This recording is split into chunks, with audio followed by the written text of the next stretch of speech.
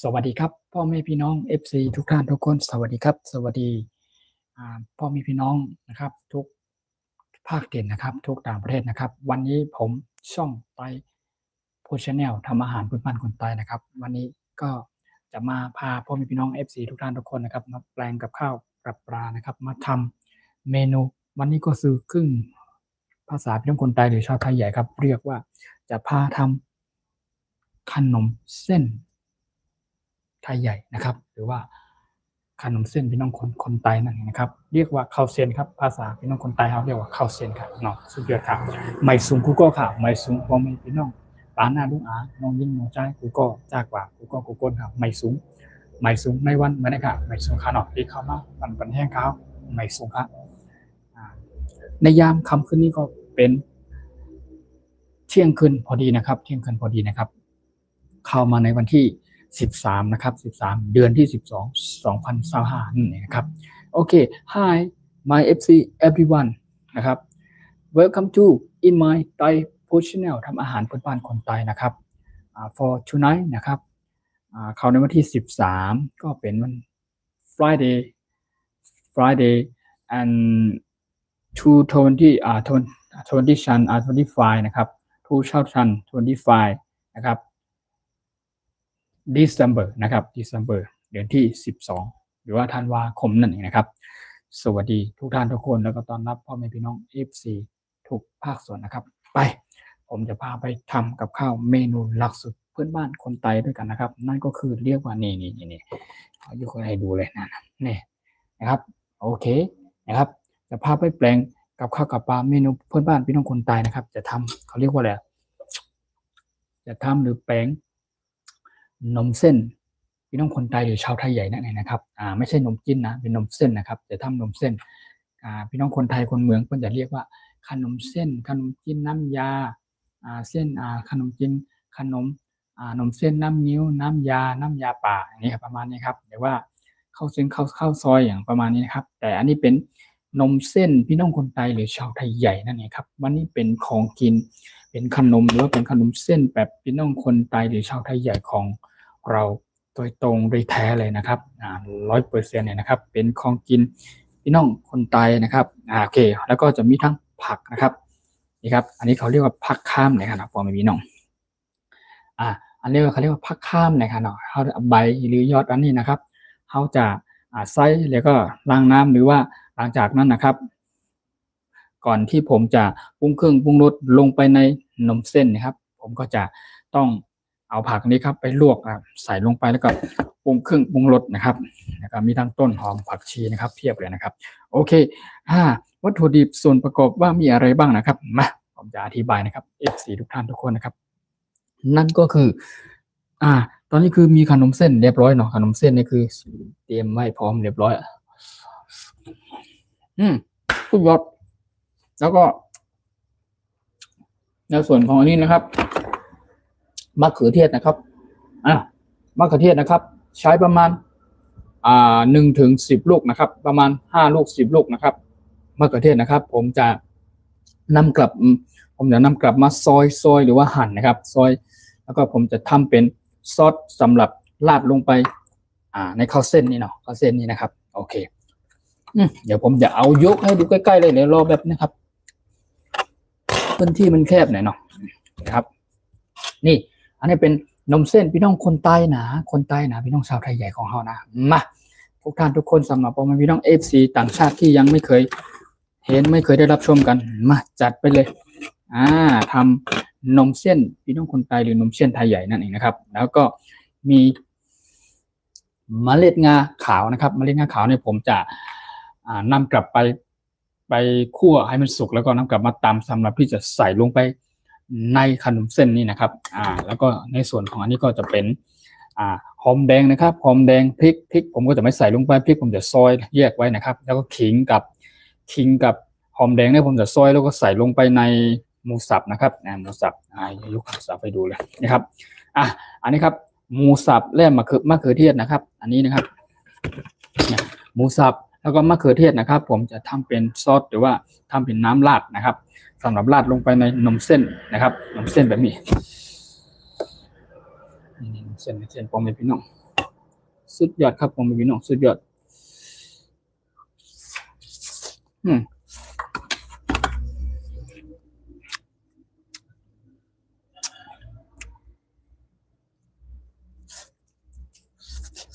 คือข้าวขนาด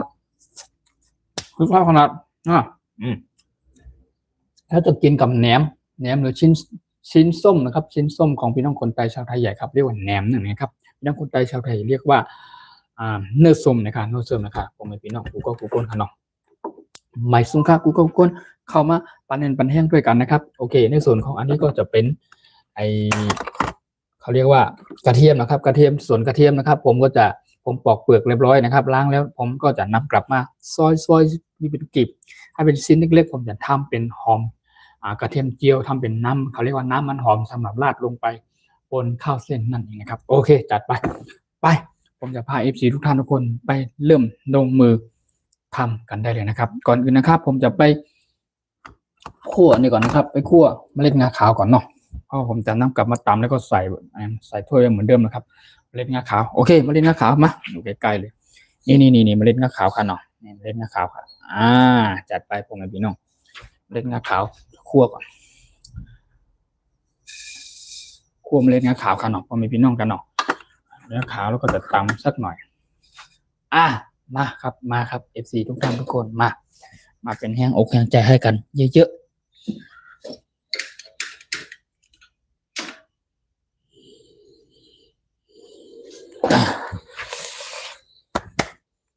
หิวข้าวขนาดเลยครับหิวข้าวขนาดนั้นครับหิวข้าวมากขอบคุณทุกท่านทุกคนทุกภาคส่วนนะครับพี่น้องทุกภาคถิ่นนะครับรวมถึงพี่น้องต่างชาติต่างถิ่นต่างเพศต่างแดนด้วยนะครับยินดีต้อนรับเข้าสู่ช่องไป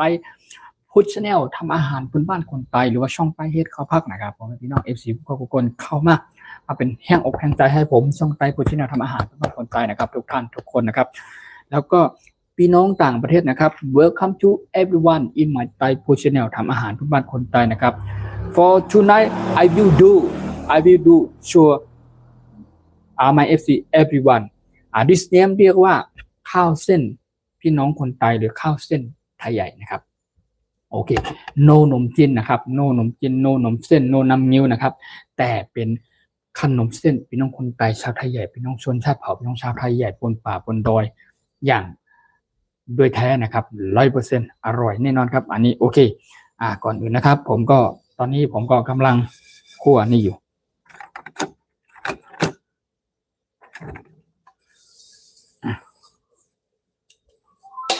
ผมคั่วเมล็ดงาขาวก่อนคั่วให้มันสุกหอมแล้วก็หลังจากนั้นผมจะนำกลับมาตำแล้วก็ใส่ในถ้วยไว้เนาะถ้วยไว้ก็ทำทีละอย่างเนาะทำทีละอย่างสวัสดีครับสวัสดีครับทักทายครับ Hi thank you for your comment thank you very much thank you coming come to in my Thai Food Channel ทำอาหารพื้นบ้านคนไทย everyone welcome to everyone นะครับ so many people coming follow for me thank you very much thank you ขอบคุณครับมะเขือเทศนะครับมะเขือเทศในคั่วนี่ก่อนเขาเรียกว่าผมจะต้องทำเครื่องก่อนนะครับทำเครื่องหรือว่าทำซอสสำหรับที่จะใส่ลงไปขนมเส้นนี้เนาะเขาเรียกว่าน้ำมันคล้ายๆน้ำเป็นน้ำสำหรับใส่ลงไปในเขาเรียกว่าในขนมเส้นนี่เนาะในนี้คั่วให้มันสุกคั่วเมล็ดงาขาวให้มันสุกนะครับอันนี้วันนี้น่าจะใช้เวลาน่าจะไม่เมินแป๊บเดียวเนาะระหว่างคั่วหรือว่าอย่างอื่นนะครับเดี๋ยวค่อยใส่ผักอาจจะมีผักเนี่ยอันนี้เราผักข้ามขาผมมีพี่น้องสีทุกท่านทุกคนมาแต่งให้แต่งโซนค่ะเข้มนะครับลูกใหญ่อร่อยมากๆค่ะเนี่ยแล้วก็มีอันนี้แฮมนี่อันนี้ก็ต้องซอยนั่นต้นหอมนี่ครับนี่นะผักชีครับพี่น้องผักชีสุดยอดขอเอานี่วางไว้นี่ก่อนเนาะมาแต่งเนี่ยโอเคเมล็ดงานี่ผมคั่วหอมเมล็ดงาหอมขนาดเลยเนี่ยหอมสุดยอดหอมแล้วก็ผมก็จะนำเมล็ดงานี่ไปตำก่อนโอเค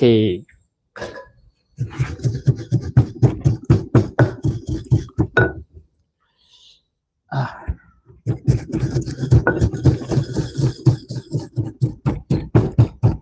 สวัสดีครับสวัสดีครับสวัสดีทาง67ท่าน68 69 70ท่านนะครับ Welcome to in my Thai Cuisine ทำอาหารพื้นบ้านคนไทย so many people coming follow for me so many thank you very much for tonight I have something food my Thai Cuisine ทำอาหารพื้นบ้านคนไทย this เรียกว่า name ขนมเส้นไทยใหญ่นะครับหรือว่าขนมเส้นพี่น้องคนไทยนะครับชนชาติเผ่าพี่น้องชาวไทยใหญ่เรานั่นเองนะครับทำขนมเส้นเนาะคอยดูและติดตามรับชมนะครับรับชมนะครับผมเพิ่งเริ่มตอนกี่โมงนี่is now time I will 12 now I'm just take time about 10 minutes 10 minutes before นะครับเพิ่งเริ่ม10นาทีนั่นเองนะครับที่ผ่านมาตอนนี้ก็กำลังเริ่มจะทำ I will do sure my FC everyone can you coming see มาดูผมก็พูดภาษาอังกฤษไม่ค่อยเก่งเนาะผมก็ได้เล็กน้อยนะครับผมก็อยากจะพูดหรือจะแปลภาษาอังกฤษ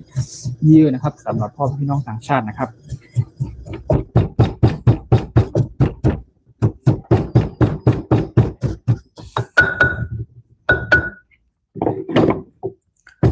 แล้วก็อันนี้เรียบร้อย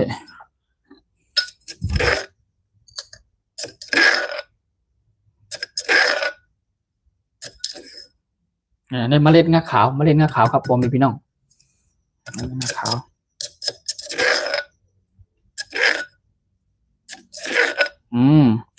สำหรับเมนูพื้นบ้านหรือว่าจะเป็นขนมเส้นพี่น้องคนไทยชาวไทยใหญ่นะครับมันก็จะต้องมีหลักสูตรและวิธีการทำนะครับว่าปรุงด้วยอะไรบ้างแล้วก็ใส่อะไรบ้างนะครับที่เราจะต้องทำเนาะโอเคในเมล็ดงาขาวเรียบร้อยนะครับผมก็ตำคั่วสุกเรียบร้อยตำ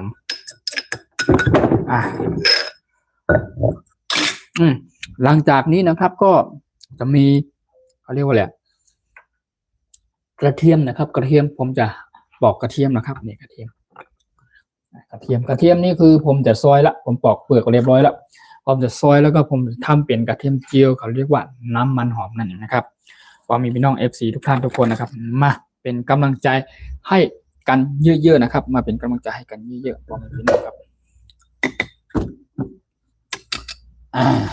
ขนมเส้นค่ะพอมีพี่น้อง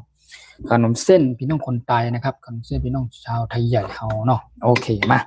เอาให้พอมีพี่น้อง FC ต่างประเทศต่างถิ่นต่างแดนรวมถึงพี่น้องคนไทยคนเมืองทุกภาคส่วนของเฮาจะได้เข้ามารู้จักกับข้าวเมนูพื้นบ้านพี่น้องคนไทยหรือว่าขนมเส้นพี่น้องชาวไทยใหญ่ของเฮาเยอะๆนะครับสุดยอดเมืองไทยเลย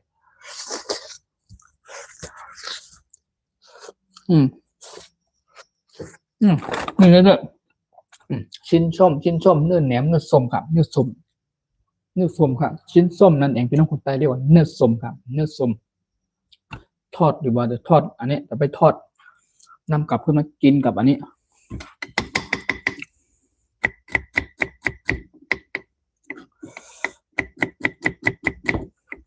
อันนี้จะทำหอมกระเทียมเจียวนะครับกระเทียมเจียวใจเย็นๆกระเทียมเจียวครับพอมีพี่น้อง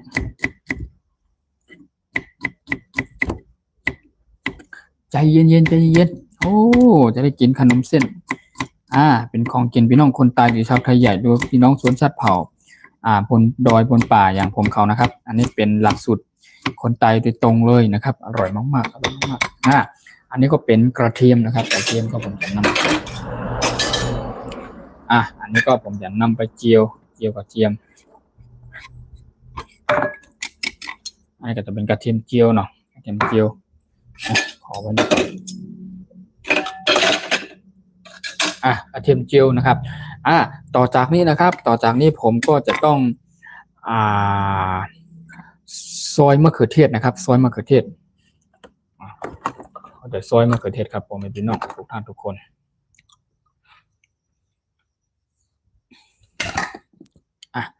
เดี๋ยวซอยมะเขือเทศนะผมจะทำน้ำมะเขือเทศนั่นเองนะครับน้ำมะเขือเทศ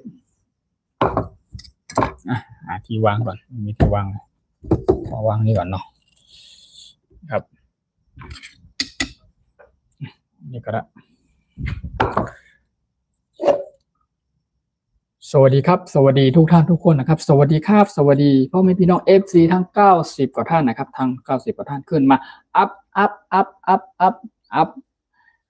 พอัพขึ้นไปครับขึ้นไป90 100พ่อแม่พี่น้อง FC ทุกท่านทุกคนนะครับมะเขือเทศอันจะทำมะเขือน้ำมะเขือเทศนะครับใส่หมูสับนะครับใส่หมูสับโอเคโอ้หิวมากๆเลยครับ is now I'm so hungry everyone so hungry นะครับหิวมากไหมหิวไหมโอ้แต่ตอนนี้ผมหิวนะครับ but now I'm so hungry ครับ thank you very much thank you 100 people coming follow for me thank you so much thank you ครับทักทายครับขอบคุณครับสวัสดีครับอะไรพี่ลาโฮมครับขอบคุณจากการเข้ามาติดตามรับชมนะครับอันนี้ทำขนมเส้นพี่น้องคนไทยทำขนมเส้นไทยใหญ่นะครับขนมเส้นขนมเส้นแบบอร่อยนะครับเลยจัดให้ดูเนาะขอให้เข้ามาติดตามรับชมเนาะว่ามันจะเป็นอย่างไรหน้าตามจะออกมาอย่างไรครับขนมเส้นพี่น้องคนไทยชาวไทยใหญ่ของเราเนาะโอเค Welcome to everyone in my Thai Food Channel ครับ Thai Food Channel ทำอาหารพื้นบ้านคนไทยนะครับจะทำให้รู้ I will do show my FC everyone นะครับeveryone can you coming เขาเรียกว่าอะไรมาดูขนมเส้นครับขนมเส้นพี่น้องคนไทยเนาะทำน้ำมะเขือเทศนะครับน้ำมะเขือเทศมะเขือเทศเราจะนำกลับไปอ้อมหรือไปผัดไปนะครับสำหรับที่จะใส่ลงไปในขนมเส้นนี้เนาะตอนนี้ก็ผมหิวข้าวมากแล้วเนี่ย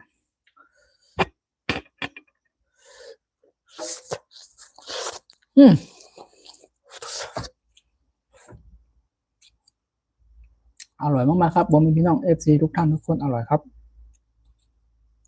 อันนี้ก็โอเคมะเขือเทศซอยเสร็จเรียบร้อยนะครับต่อไปก็จะเป็นอะไรนะหอมแดงพริกผมก็จะซอยพริกนี่ผมจะซอยแยกไว้อยู่พริกจะซอยแยกแต่แป๊บหนึ่งพริกซอยแยกเนาะ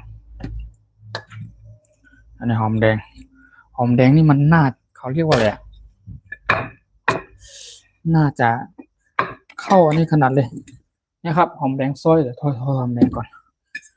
ซอยขิงซอยหอมแดงก่อนพริกเนาะซอยพริกขิงหอมแดงแล้วก็พริกก็จะซอยเนาะพริกก็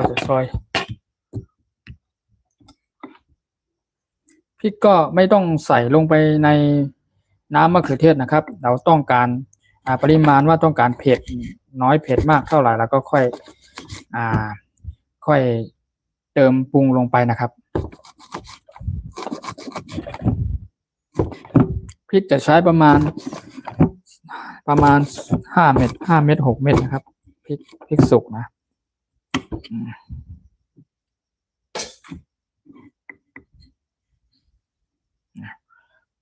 พริก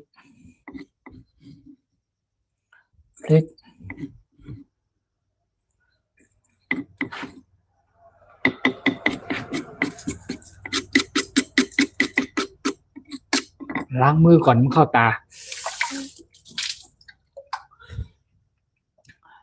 thank you very much thank you so much thank youขอบคุณครับ follow for me everyone follow for me thank you very much thank you ขอบคุณครับ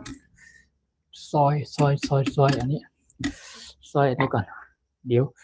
นี่มันไม่ได้นะเนี่ยมันเข้าตาเนี่ยหอมแดงเนี่ยมันซอยแล้วมันเข้าตานะมัน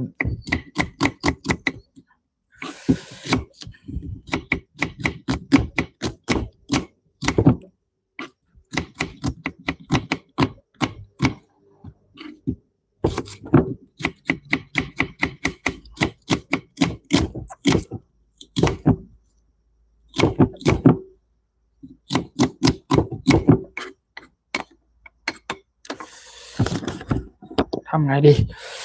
เข้าตาเดี๋ยวก่อนที่ใส่นี่ก่อน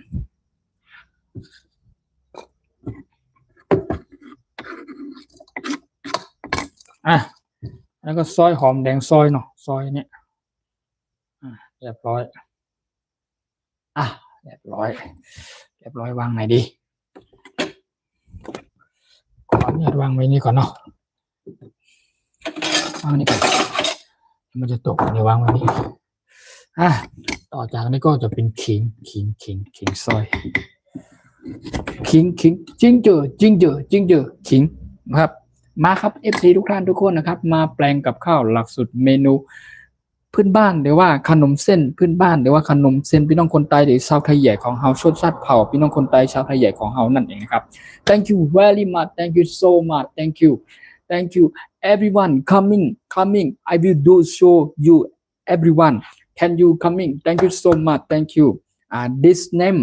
Thai menu people this name หรือขนมเส้นไทยหรือชาวไทยใหญ่นั่นเองครับ this Thai เนาะ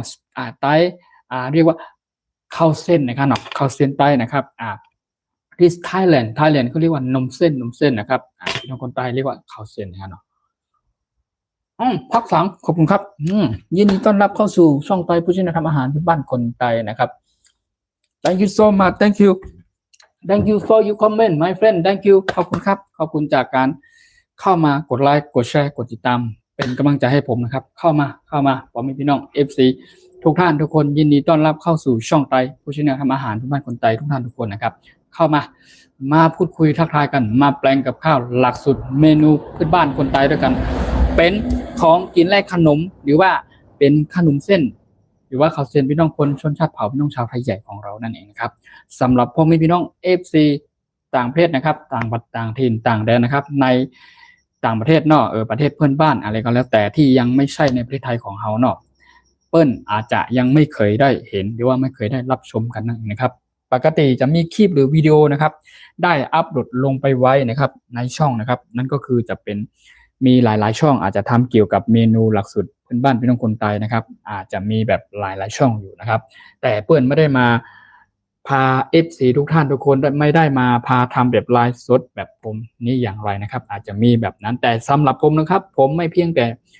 ทำกินทำเสร็จเรียบร้อยวางปุ๊บพา FC ทุกท่านทุกคนมานั่งกินพูดคุยทักทายแบบนี้ไม่เอาแบบนั้นนะครับผมต้องการให้พ่อแม่พี่น้อง FC มาสนุกสนานด้วยกันเข้ามาเรามีความสุขครับเข้าเรามาแปลงกับข้าวหลักสูตรเมนูบ้านคนใต้ด้วยกันนะครับในยามค่ำคืนนี้นะครับก็เข้ามาในวันศุกร์นะครับ Friday นั่นเองนะครับโอเคเป็นเดือนที่12นะครับ2025นะครับวันนี้มาแบบเมนูหลักสูตรคนใต้โดยตรงนะครับเมนูดังเดิมกับข้าวดังเดิมนะครับหรือเรียกว่าขนมเส้นพี่น้องคนใต้หรือชาวไทยใหญ่ของเรานั่นเองนะครับสำหรับพ่อแม่พี่น้องต่างชาติก็คือเข้ามาปันแห้งกันเนาะมาโอเคต่อจากนี้นะครับต่อจากนี้ก็คือผมทำหลายอย่างแล้วครับ1มะเขือเทศผมซอยเรียบร้อยนะครับแล้วก็จะมีทั้งกระเทียมนะครับกระเทียมนี่ก็คือผมจะนำกลับไปทำเป็นเขาเรียกว่ากระเทียมเจียวนั่นเองครับเป็นคนใต้ห้องว่าเฮ็ดน้ำมันหอมนะครับเนาะโอเคในส่วนของนี่ก็เป็นเมล็ดงาขาวก็คือคั่วสุกเรียบร้อยหอมสุดยอดครับแล้วก็ผมก็นำกลับมาตำใส่ถ้วยเรียบร้อยนะครับพริกผมจะไม่ผสมใส่ลงไปในหม้อทันทีนะครับผมจะแยกนะครับอันนี้แยกครับแยกซอยไว้เรียบร้อยสำหรับบุคคลที่ชอบกินเผ็ดหรือว่าชอบกินเผ็ดหรือว่าไม่ชอบกินเผ็ดนะครับก็ตามใจชอบครับโดยประมาณว่าเราชอบแบบไหนนะครับโอเคแล้วก็ในส่วนของหอมแดงนะครับหอมแดงก็ซอยเรียบร้อยนะครับโอ้เข้าตาเขาเรียกว่าอะไรคันตาหมดเลยเพราะมันเข้าตาเนาะโอเคอันนี้เนาะโอเคเป็นหอมแดงซอยนะครับต่อจากนี้ก็จะมีอีกนะครับผักที่จะกินกับผมจะลวกนะครับเดี๋ยวสักแป๊บหนึ่งผมจะขออนุญาตไปผัดอันนี้ก่อนผัดหมูสับนะครับจะผัดหมูสับแล้วก็หลังจากผัดหมูสับแล้วผมจะใช้เอาน้ำมะเขือเทศที่ผมซอยเสร็จเรียบร้อยก็ใส่ลงไปครับผมจะทำเป็นเขาเรียกว่าซอสมะเขือเทศหรือว่าน้ำขนมเส้นนั่นเองนะครับโอเคขนมเส้นเป็นลักษณะแบบนี้เนาะโอเคดูอีกครั้งนึงครับมาโอเคเดี๋ยวขออนุญาตอ่านคอมเมนต์ก่อนนะครับขอบคุณครับโ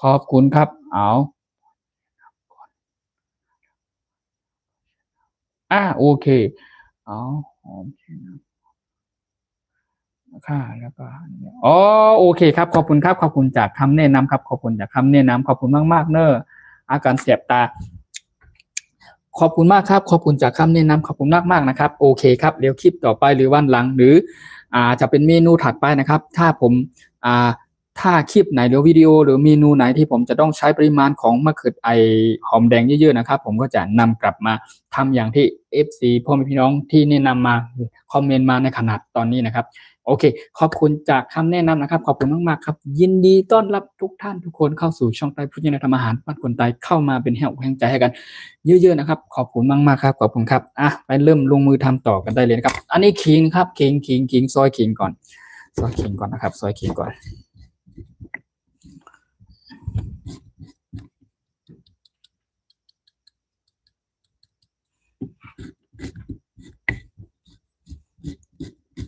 สำหรับพ่อแม่พี่น้อง FC พี่น้องคนไทยชาวไทยใหญ่ของเฮาเนาะไม่ว่าจะเป็นพี่น้อง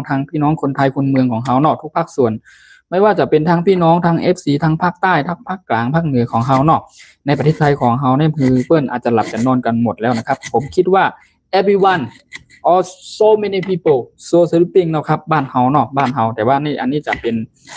พี่น้องชาวต่างประเทศเปิ้นอาจจะเป็น day time ของเปิ้นเนาะประเทศของเปิ้นยังเป็นกลางวันอยู่นะครับตอนกลางวันอยู่เปิ้นยังไม่หลับไม่นอนกันนะครับโอเค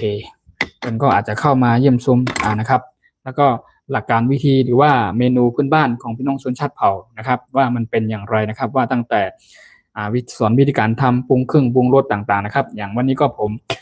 ตั้งใจจะมาชักชวนพ่อพี่น้องทุกท่านทุกคนมาแปลงกับข้าวหรือว่าทำขนมเส้นพี่น้องคนไทยใหญ่หรือว่าทำขนมเส้นพี่น้องคนไทยนั่นเองนะครับคอยรู้และติดตามรับชมนะครับต่อจากนี้ก็น่าจะไม่เกินสัก40 นาทีไม่น่าจะไม่เกิน20 นาทีนะครับน่าจะเสร็จเรียบร้อยแล้วก็จะพา FC ทุกท่านทุกคนมากินกัน Thank you very much thank you so much thank you for everyone thank you follow for me thank you for your comment ครับ thank you ขอบคุณครับขอบคุณจากพ่อแม่พี่น้อง FC ต่างชาตินะครับขอบคุณมากครับขอบคุณมากๆเนอะโอเคต่อจากนี้นะครับผมก็จะไปทำเจียวกระเทียมก่อนนะครับเจียวกระเทียมหรือว่าทำน้ำมันหอมนะครับจัดไปพ่อแม่พี่น้อง FC ทุกท่านทุกคนนะครับจัดไปมาพื้นที่ผมคิดว่าอาจจะพื้นที่บริเวณตรงที่ผมกำลังชักชวนพ่อแม่พี่น้อง FC ทุกท่านทุกคนหรือว่าผมโชว์กล้องอยู่หรือว่าโชว์กับข้าวต่างๆนะครับตรงโต๊ะบริเวณนี้นะครับก็มันค่อนข้างไม่ค่อยอำนวยความสะดวกเท่าไหร่นะครับเดี๋ยวแต่ว่าอาจจะไม่ได้เห็นทุกช็อตทุกมุมอาจจะไม่ได้หันกล้องเข้ามาตรงที่เจียวตรงที่วางบนเต่าบนถ่านประมาณนี้นะครับก็ขอไปสุดมาด้วยหน่อยโอเคแล้วก็ในอนาคตนะครับผมอาจจะมีที่วางแบบเต็มรูปแบบครับทุกจุดทุกมุมกล้องอาจจะได้เห็นตอนที่เดินผัดตอนที่ต้มตอนที่แกงตอนที่กำลังตักตอนที่กำลังเจียวเข้าไปอย่างนี้ครับผมก็จะมีแบบนั้นเนาะก็ตอนนี้ก็เขาเรียกว่าส่วนต้นทุนงบน้อยแต่ก็ค่อยๆเป็นค่อยๆไปนะครับกำลังใจจากพ่อแม่พี่น้อง FC ทุกท่านทุกคนเท่านั้นครับไม่มี FC ไม่มีวันนั้นครับถ้าไม่มีวันนั้นก็คือจะไม่มาถึงวันนี้ครับเพราะ FC ทุกท่านทุกคนกำลังใจจากพ่อแม่พี่น้องทุกภาคส่วนนั่นเองนะครับขอบคุณมากๆครับโอเคตอนนี้ก็ผมใส่น้ำมันลงไปแล้วนะครับผมจะทำหอมเจียวนะครับหอมเจียวโอเครอแป๊บนึงนะครับ FC พ่อแม่พี่น้องครับรอแป๊บนึงนะครับเดี๋ยวผมจะขออนุญาตทบทวนคอมเมนต์จากFC พ่อแม่พี่น้องอีกครั้งนะครับโอเคทักทายครับสวัสดีครับทักทายแล้วก็นี่ก็เมืองซูอันนี้ก็เป็นเพื่อนจากช่องเนาะจากช่องใน YouTube เหมือนกันนะครับขอบคุณมากพักสังประมาณว่าทำกับข้าวอะไรนั่นเองนะครับก็แต่เฮ็ดข้าวเส้นนี่ครับเนาะเฮ็ดข้าวเส้นพี่น้องคนใต้เฮาหรือว่าชาวไทยใหญ่ของเฮาทำให้พ่อแม่พี่น้อง FC ต่างประเทศต่างถิ่นต่างชาติจะได้เห็นกันเนาะขอบคุณมากๆจากการคอมเมนต์เนอร์ครับขอบคุณมากครับขอบคุณครับขอบคุณจากการส่งสติ๊กเกอร์ขอบคุณจากการคอมเมนต์เข้ามานะ FC ทุกท่านทุกคนนะครับขอบคุณครับเข้ามาแล้วเป็นแห่งอกแห่งใจมาแล้วมีความสุขมาแล้วสนุกสนานนะครับมาแล้วห้ามเครียดครับเข้ามาแล้วให้ enjoy หรือแฮปปี้กับการทำอาหารพื้นบ้านพี่น้องคนไทยอย่างช่องไต้พุทธิเนียทำอาหารพื้นบ้านคนไทยนะครับยินดีต้อนรับเข้าสู่ช่องไต้พุทธิเนียทำอาหารบ้านคนไทยทุกท่านทุกคนนะครับ thank you so much thank you for everyone so many people coming follow for me thank you very much thank you ขอบคุณครับขอบคุณมากๆครับขอบคุณครับขอบคุณทุกท่านทุกคนทุกภาคส่วนนะครับโอเคตอนนี้ก็ท้องร้องละหิวมากๆนะครับหิวมากๆเจียวอันนี้ก่อนเนาะไปทำหอมเจียวก่อนครับกระเทียมเจียวไม่หอมเจียวเนาะกระเทียมเจียวครับซอยหั่นเรียบร้อยนะครับโอเคก็ มันจะต้องใช้หลายอย่างเครื่องครับเขาเรียกว่าเครื่องสำหรับปรุงลงไปในขนมเส้นพี่น้องคนใต้เฮานี้เนาะมันหลักการวิธีการทำจะไม่เหมือนขนมเส้นจะไม่เหมือนขนมจีนนะครับอันนี้เป็นวิธีการทำหรือหลักสูตรเมนูดังเดิมของพี่น้องคนใต้ชาวไทยใหญ่ของเฮานั่นเองนะครับเป็นชนชาติเผ่าพี่น้องชาวไทยใหญ่นั่นเองนะครับขอฝากพี่น้อง FC ทุกท่านทุกคนเข้ามารู้จักกันเยอะๆและเข้ามาเป็นกำลังใจให้กันนะครับโอเคแล้วก็ผมทำหอมเจียวนะครับผมจะเจียวทำหอมเจียวทำกระเทียมเจียวหน่อยนี่ครับผมมีพี่น้องกันหน่อยเจียวครับผมมีพี่น้องมาcoming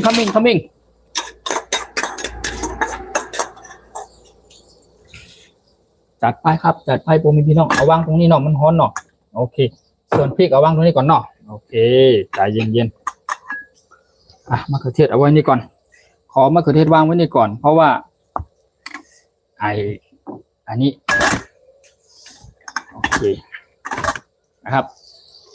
ตอนนี้ก็ผมทำอันนี้ครับนี่เขาเรียกว่าเฮ็ดน้ำมันหอมนะครับเนาะทำหอมเจียวครับน้ำมันหอมเจียวนั่นเองครับใจเย็นๆครับผมมีพี่น้องFCทุกท่านทุกคนนะครับโอเคมาผมจะเจียวหอมนะครับให้มันออกแบบเหลืองนะครับออกสีเหลืองโอ้ขอบคุณครับขอบคุณจากการกดไลค์กดแชร์กดติดตามทั้ง245ท่านขึ้นมาup 215x people นะครับ coming up 300 oh thank you very much thank you ขอบคุณครับขอบคุณจากการกดไลค์กดแชร์ขอบคุณมากครับขอบคุณมากครับ300 กว่าท่านขอบคุณมากยินดีต้อนรับ welcome to everyone in my Thai food channel ทำอาหารพื้นบ้านคนไต้ everyone thank you so much thank you ขอบคุณครับโอเคตอนนี้เรียบร้อยก็ใส่ลงไปนี่เลยครับนี่อันนี้ก็ทำน้ำมันหอมนะครับน้ำมันหอมแล้วกระเทียมเจียวนั่นเองนะครับโอเคสำหรับที่จะใส่ลงไปในขนมเส้นเนาะเขาเรียกว่าเครื่องนะครับเครื่องสำหรับเมนูหรือว่าสำหรับขนมเส้นนะครับจัดไปนี่เรียบร้อยนะครับเรียบร้อยต่อจากนี้นะครับขนมอันนี้ครับนี่เรียบร้อยยกให้ดูใกล้ๆเลยโอเคนี่ก็พริกนะครับพริกขอบคุณครับขอบคุณมากๆครับขอบคุณครับขอบคุณที่เข้ามาเยี่ยมชมเป็นกำลังใจให้กันเยอะๆนะครับต่อจากนี้นะครับผมก็จะต้องไปเจียวไปผัดมะเขือเทศหน่อยออกมะเขือเทศค่ะออกมะเขือเทศค่ะพร้อมพี่น้องออกมะเขือเทศครับขอบคุณครับ300 up follow me มาเป็นกำลังใจให้กันโอเคเป็นกำลังใจให้กันผมมีพี่น้องต่อจากนี้นะครับผมก็จะไปผัดหมูสับนะครับในความจะปรุงอันนี้ลงไปก่อนใจเย็นๆนะครับมาครับผมมีพี่น้อง FC ทุกท่านทุกคนนะครับอันนี้ก็เกลือป่นครับเกลือป่นใส่ลงไปใส่มาปุ๊บเดี๋ยวค่อยที่เหลือมันจืดเปรี้ยวหรือยังไงเค็มอะไรแล้วแต่นะครับหลังจากที่เสร็จเรียบร้อยก็ค่อยปรุงอีก1 รอบนะครับปรุงรสไปอีก1 รอบเกลือป่นแล้วก็ผงชูรสใส่ลงไปโอเควางพี่น้อง FC ทุกท่านทุกคนนั่นก็ผงรสดีครับวางพี่น้องมาผงรสดีจัดไป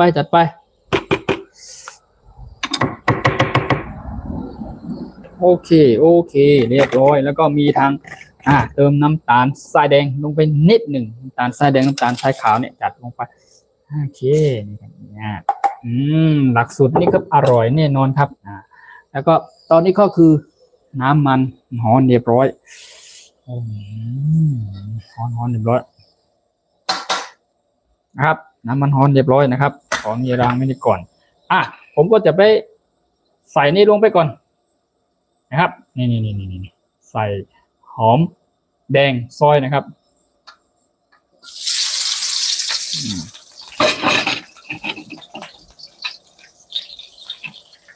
มาหอมแดง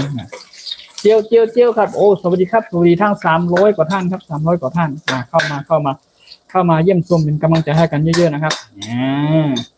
มาครับผมเป็นพี่น้อง FC ทุกภาคส่วนนะครับขอบคุณจากการ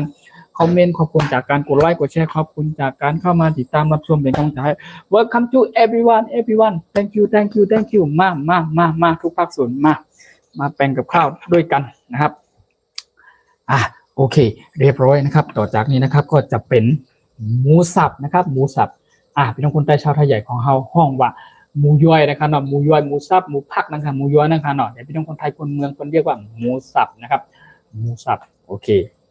อันนี้ก็จะทำสำหรับที่จะทำซอสหรือว่าน้ำขนมเส้นนั่นเองนะครับขนมเส้นไทยใหญ่หรือขนมเส้นพี่น้องคนใต้นั่นเองนะครับผมเชื่อว่าสำหรับช่องขนมเส้นพี่น้องคนใต้เฮาเนาะอาจจะมีเป็นคลิปเป็นวิดีโออาจจะเป็นช่องหลายๆช่องอยู่นะครับทำเกี่ยวกับเมนูพื้นบ้านแต่ว่าเปิ้ลมาได้พา FC พ่อแม่พี่น้องทุกท่านทุกคนได้มาเห็นแบบเป็นไลฟ์สดแบบนี้เนาะทำมาให้เห็นแบบสดๆร้อนๆแบบนี้ไม่มีนะผมคิดว่าอาจจะไม่มีอาจจะมีแค่อาจจะเพิ่งเป็นช่องผมเป็นช่องเริ่มต้นหรือว่าอย่างไงผมคิดว่านะผมคิดว่าน่าจะเป็นช่องผมช่องใต้พูดที่ทำอาหารพื้นบ้านคนใต้ช่องชนชาติเผ่าไม่ต้องชาวไทยใหญ่อย่างช่องผมนะครับช่องใต้ทำอาหารพื้นบ้านคนใต้ช่องนี้นะครับพากินพาทำพากินพามานั่งคุยทักทายกันสนุกสนานด้วยกันมีความสุขด้วยกัน Happy everyone นะครับ Happy everyone มามีความสุขทุกท่านทุกคนนะมา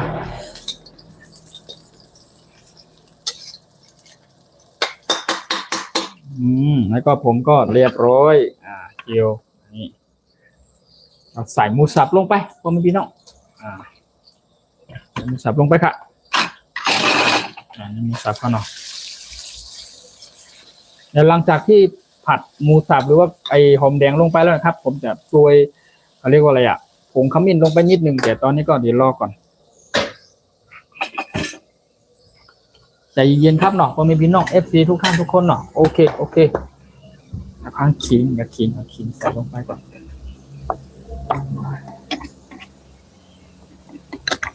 ขอบคุณทุกท่านทุกคนนะครับยินดีต้อนรับเข้าสู่ช่องไต้ฟู้ดชาแนลทำอาหารพื้นบ้านคนไทยทุกท่านทุกคนนะครับ Welcome to everyone เข้ามาระหว่างนี้นะครับผมก็จะต้องเตรียมอันนี้ก่อนนะครับเตรียมไส้ผักก่อนครับพ่อแม่พี่น้องไส้ผักก่อนผักข้ามกันเนาะผักข้ามเราจะไปลวก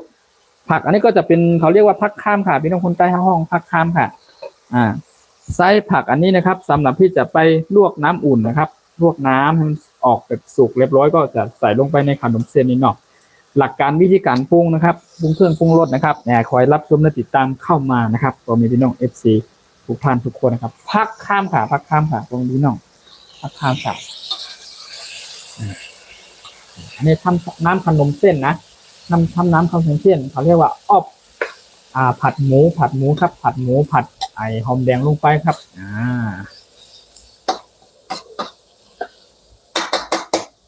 ใจเย็นๆครับพ่อแม่พี่น้องเนาะใจเย็นๆ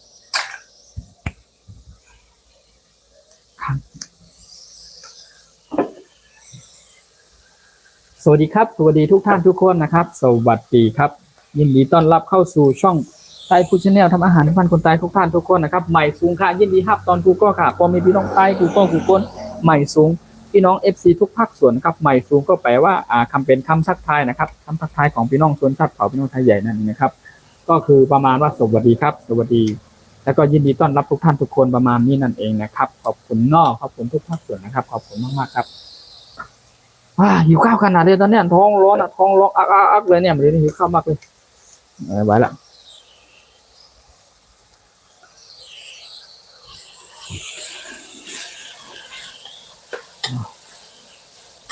ทำน้ำมะเขือเทศออกกันหน่อยอันนี้คิงใส่ลงไปโปรตีนเนาะ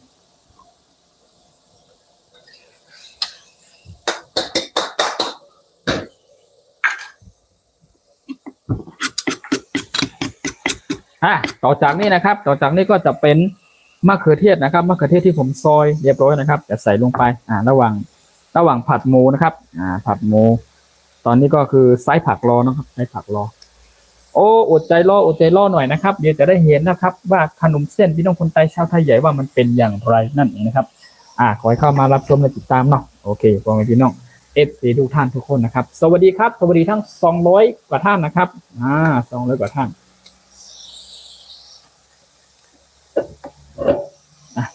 จัดการสักหน่อยดิหิวข้าวมาเลยนี่คุณยศ สุดยอดครับพ่อแม่พี่น้อง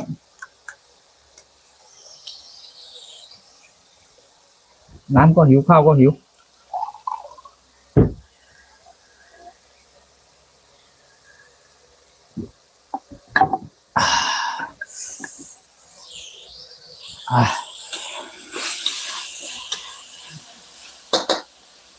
มะเขือเทศใส่ลงไป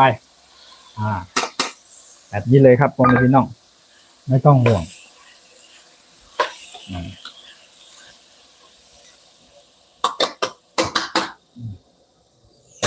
รอแป๊บหนึ่งนะครับรอแป๊บหนึ่ง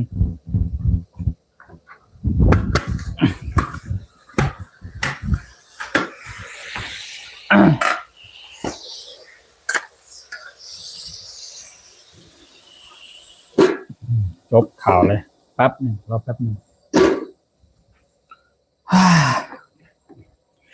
ดูข้าวขนาดเนาะ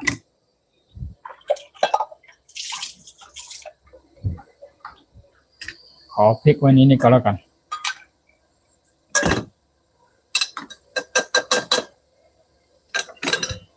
อันนี้ผมจะเอาไว้ใส่ไอ้เนี่ยไอ้ต้นหอมซอยเนาะต้นหอมซอยหรือว่าผักชีซอยเนาะเยอะแยะมากมายเลยนะครับก็ไม่พี่น้องแล้วก็จะมีแหนมหรือชิ้นส้มพี่น้องคนไทยชาวไทยใหญ่นะครับชิ้นส้มหรือแหนมหนึ่งนะครับทำไปทีละอย่างเนาะทีละขั้นตอนนะครับผมก็อยากทำให้มันเสร็จไอ้คุยโวยนะครับเพราะว่าอยากให้พ่อแม่พี่น้อง FC ทุกท่านคนบางท่านเพื่อนอาจจะรอดูว่าปรุงเครื่องปรุงรสจะได้นะครับนมเส้นพี่น้องคนไทยหรือชาวไทยใหญ่ครับ no น้ำนิ้ว no น้ำ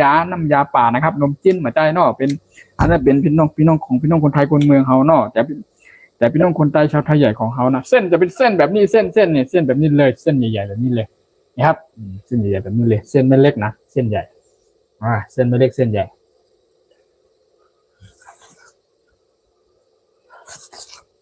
หิวขนาดอร่อยมากสุดยอดครับผมเป็นพี่น้องครับสุดยอดครับสุดยอด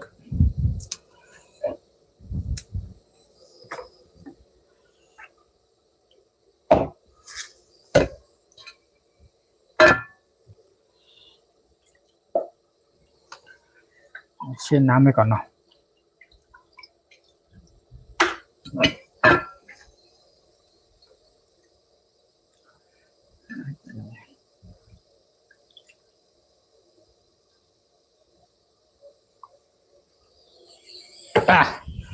นี่พักข้ามค่ะบอมีพี่น้องพักข้ามค่ะเข้มนะครับพักข้ามกันเนาะต่อจากนี้นะครับ ก็ระหว่างนี้กำลังอุ้มมะเขือส้มอยู่เป็นพี่น้อง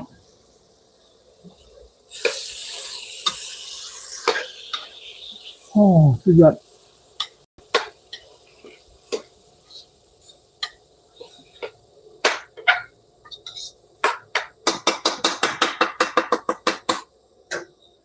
จะต้องไปเอาน้ำมาใส่นะแป๊บนึง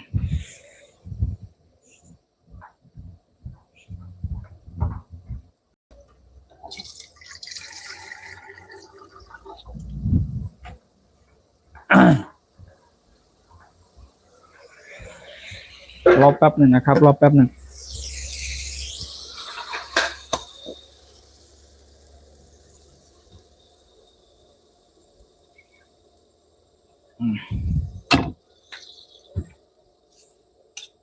นะครับก็หมูสับมะเขือเทศนะครับอ้อครับแล้วก็จะอุบให้มันลานๆครับทำน้ำขนมเส้นเนาะฮ้อน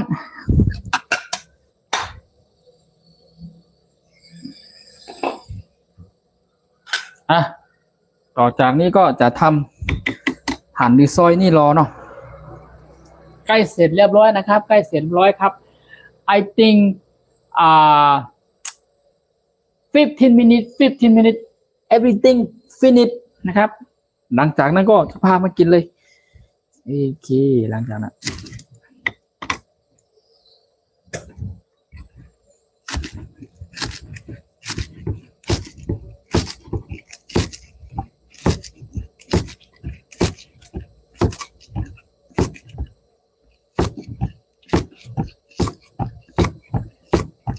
เดี๋ยววันหลังนะครับผมจะทำเป็นคลิปหรือวิดีโอนะครับไม่ได้มาไลฟ์สดแบบนี้นะครับผมจะทำเกี่ยวกับเมนูพื้นบ้านพี่น้องคนใต้เฮาเนาะมีอีกเยอะแยะมากมายครับหลากหลายรูปแบบนะครับเมนูดังเดิมของเฮาเนาะจะทำแล้วก็มาสักส่วนพอพี่น้อง FC ทุกท่านทุกคนได้รับชมกันอีกนะครับ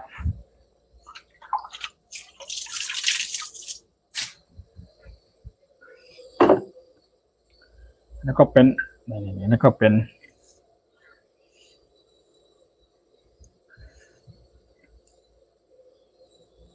ใกล้สุกเรียบร้อยแล้วนะครับใกล้สุกเรียบร้อยแล้วน่าจะไม่เกิน15 นาทีนะเสร็จเรียบร้อยแล้วครับ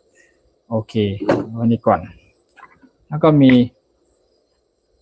ผักชีนะครับผักชีสุดยอดครับพ่อแม่พี่น้อง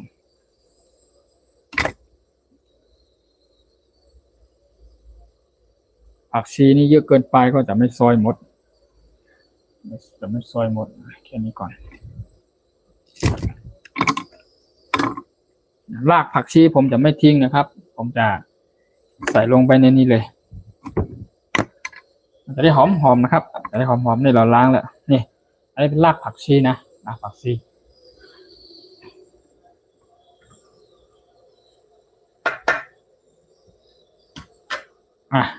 ผมก็จะรากผักชีใส่ลงไปในนี้ครับผมเป็นพี่น้องเต๋าแล้วก็ใช้ช้อนนี้กดให้มะเขือเทศให้มันย่อยครับทำซอสหรือว่าทำน้ำขนมเส้นกันเนาะผมจะเคี่ยวแบบจนไอเนี้ยให้มะเขือเทศมันย่อยหมดเลย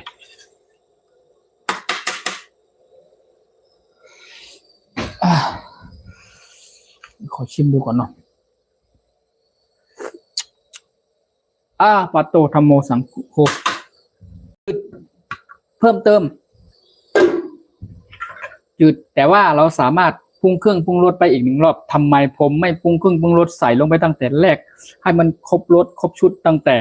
ทำเครื่องหรือว่าตั้งแต่ทำซอสหรือว่าทำแต่น้ำขนมเส้นเลยนะครับไม่นะครับสำหรับอันนี้ก็คือผมทำแบบวิธีสำหรับท่านใดที่เพื่อนไม่ชอบกินเค็มเกินนะครับเค็มเกินเปรี้ยวเกินนะครับหรือว่าจืดเกินประมาณนี้ก็เพื่อนก็สามารถปรุงเครื่องปรุงรสอีก1 รอบนะครับก็ค่อยใส่ลงไปอีกทีหนึ่งครับเติมลงไปอีกทีหนึ่งนะครับโอเคแล้วซอยนี่ต่อ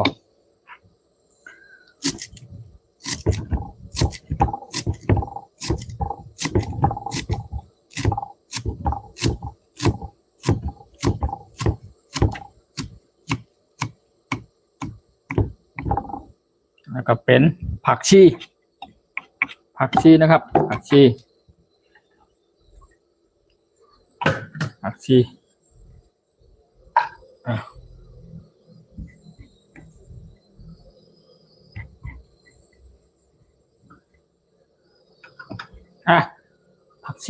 ครับสุดยอดเดี๋ยวหาผ้าเช็ดก่อนแป๊บนึงหาผ้าเช็ดก่อนผ้าเช็ดอยู่ไหนนะเช็ดหายไปหมดเนี่ย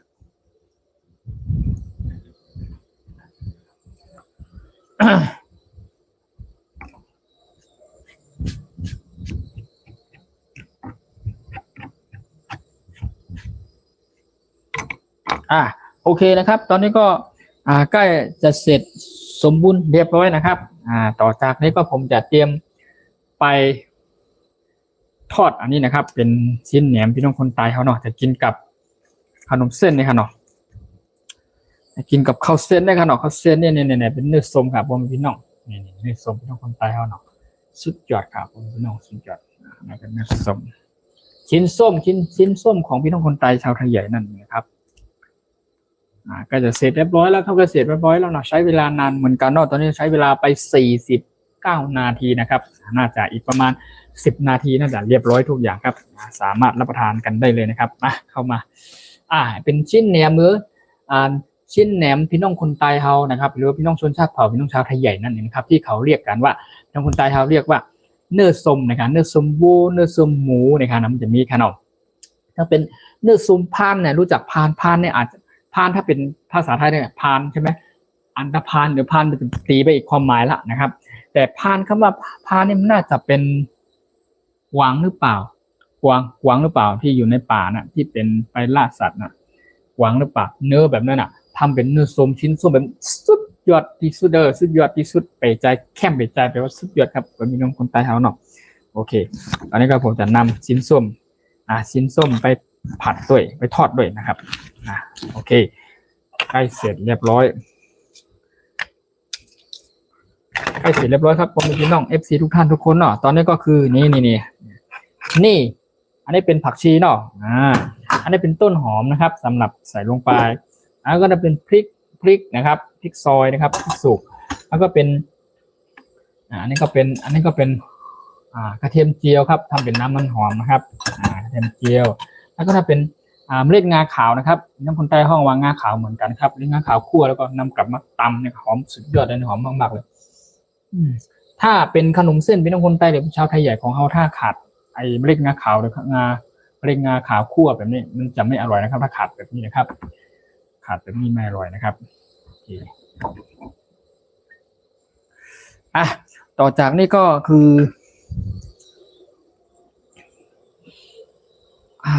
ยังไม่เสร็จใจเย็นๆไม่เสร็จครับพ่อแม่พี่น้องเห็นก่อนนี่ต้นอันนี้ครับที่เป็นรากผักชีนะครับรากผักชีที่ผมใส่ลงไปครับมันหอมมันจะทำให้แบบรสชาติหอมขนาดเลยสุดยอดนี่ทำน้ำซดเนาะเอาไว้ทำน้ำราดสำหรับราดลงไปนมเส้นนะครับพ่อแม่พี่น้องก็กัน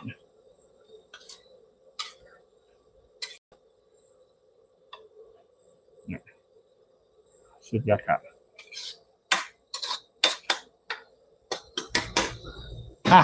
ตอนนี้ก็เสร็จเรียบร้อยนะครับเรียบร้อยผมจะใส่ตรงไหนดีนะน้ำซอสมะเขือเทศเอาเป็นว่าใส่ลงไปในหม้อนี้ก็แล้วกันเนาะในหม้อนี้ก็แล้วกัน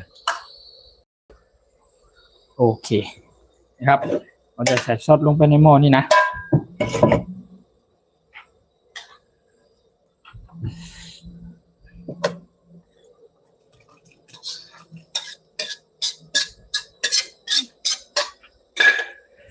ใส่ซอสลงไปในหม้อก่อน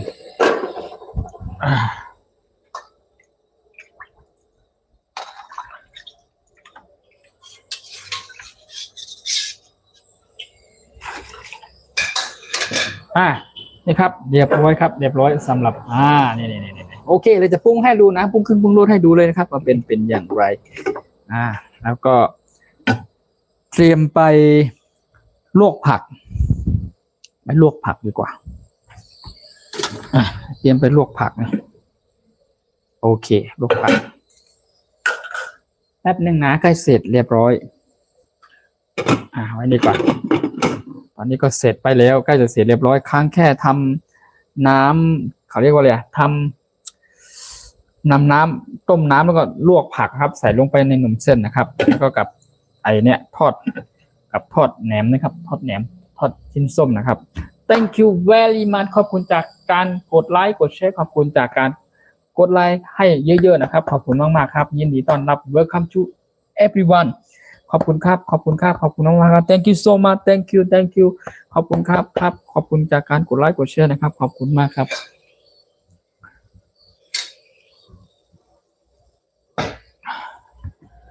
ลวกผักก่อน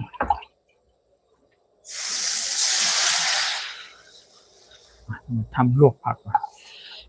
นตอนนี้เดี๋ยวใส่ตรงไหนกินดีนะจัดไปเลยพื้นที่มันค่อนข้างแคบแล้วตอนนี้ก็ผมจะเอาโคกนี่หนีละนำโคกนี่ออกก่อนครับก็จะเป็นลักษณะแบบนี้เห็นไหมครับครบชุดครบรสเรียบร้อยนะครับต่อจากนี้ก็จะเป็นอันนี้นะครับผมจะนำกลับไปลวกผักแป๊บหนึ่งนะครับ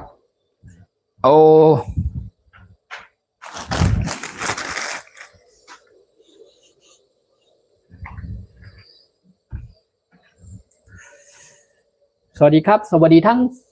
112ท่านก่อนนะครับ112ท่านเข้ามากินขนมเส้นด้วยกัน จ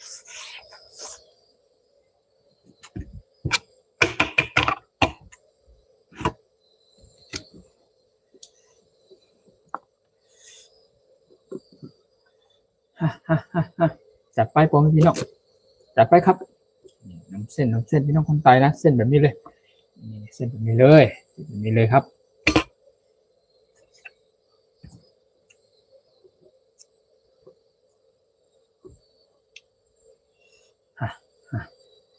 นี่เลยครับแล้วก็กำลัง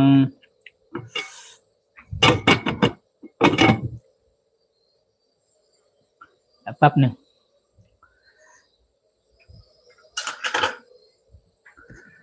ชิ้นส้มขอชิ้นส้มมานี่ก่อนชิ้นส้มมานี่ก่อนนี่ก่อน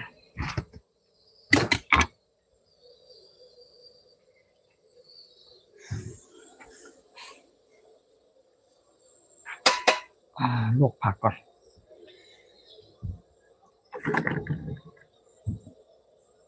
ลวกผักก่อนอันนี้เขาเรียกว่าผักข้ามค่ะผักข้ามก็แปลว่า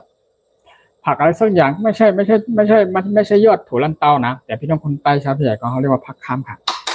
ผักข้ามค่ะผมพี่น้องผักข้ามผมก็จะผักข้ามใส่ลงไปในนี้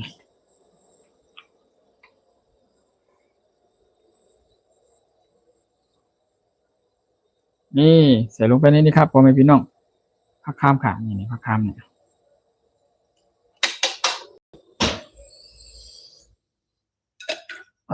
ผักข้ามนะครับลวกผักข้ามใส่ลงไปในขนมเส้นครับขนมเส้นต่อจากนี้นะครับต่อจากนี้ก็จะ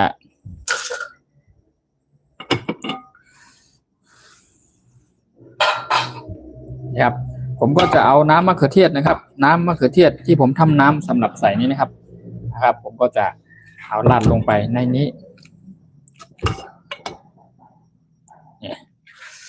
ราดลงไปในนี้โอ้โหสุดยอดครับพ่อแม่พี่น้องมาอยู่ข้าวอยู่น้ำมากินด้วยกันนิดใส่ทัก3 ช้อนต่อจากนี้นะครับผมก็จะเตรียม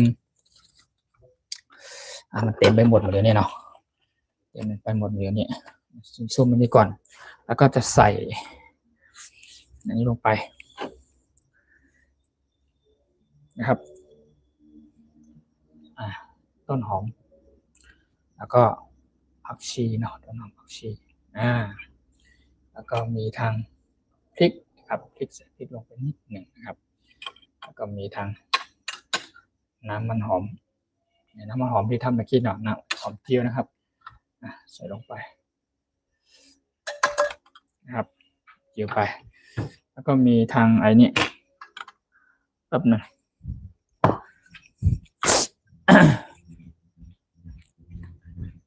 เจียวออกเจียว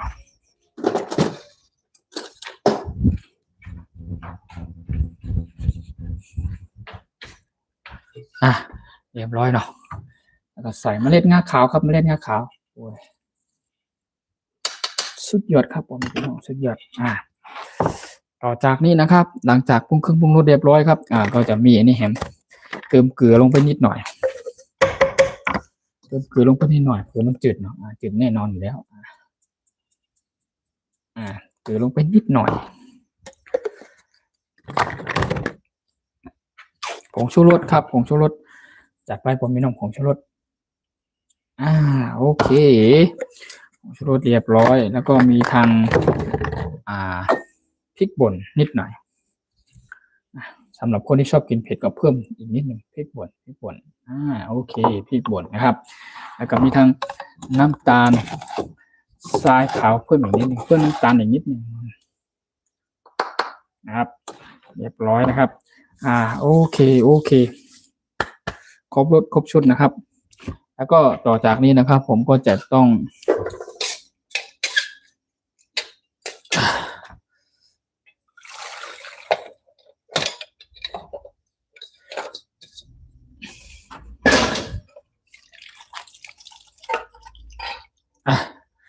อันนี้ผักที่ผมลวกทิ้งไว้ตะกี้เนาะผักนี่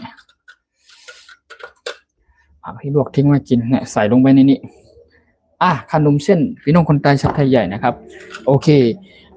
ต่อจากนี้นะครับผมก็จะนำชิ้นแหนมไปทอดก่อนไปทอดไปทอดชิ้นแหนมก่อนทอดชิ้นแหนมแล้วปอกอันนี้ก่อนอะไรผักนี่ก็อันนี้เลยครับ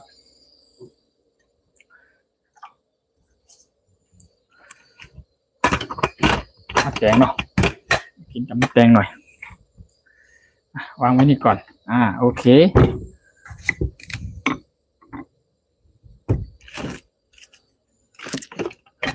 หนังปองด้วยมีหนังปองด้วยปอง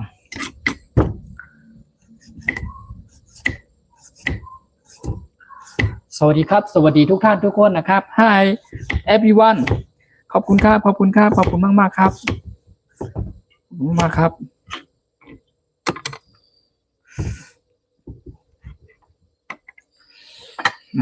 ย้ายที่ย้ายทางก่อน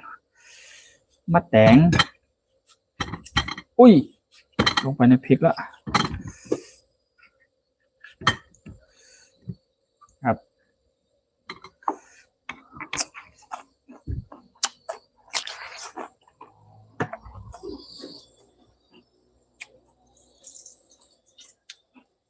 มันจะไปทอดชิ้นส้มคุณผู้ชมครับ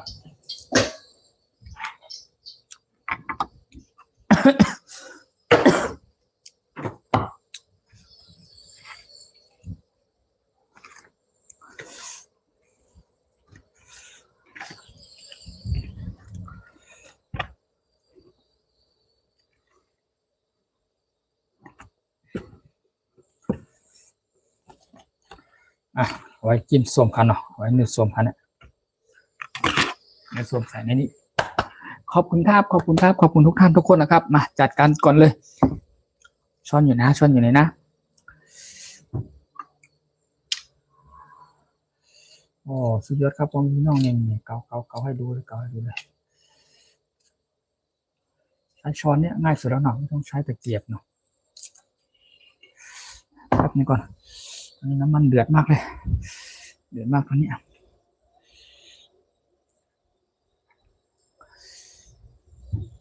ทอดชิ้นส้ม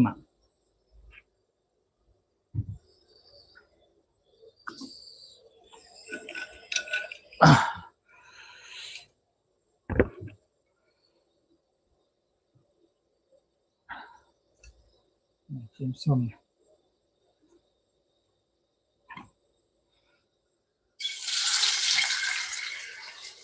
ครับผมพี่น้อง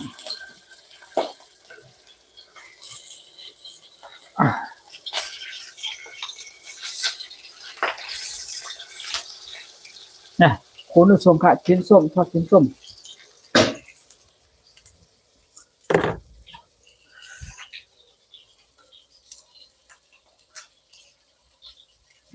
นี่ครับ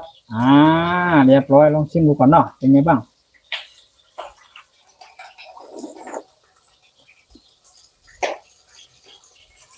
สุดยอดครับลองกินน้องอร่อยมากมา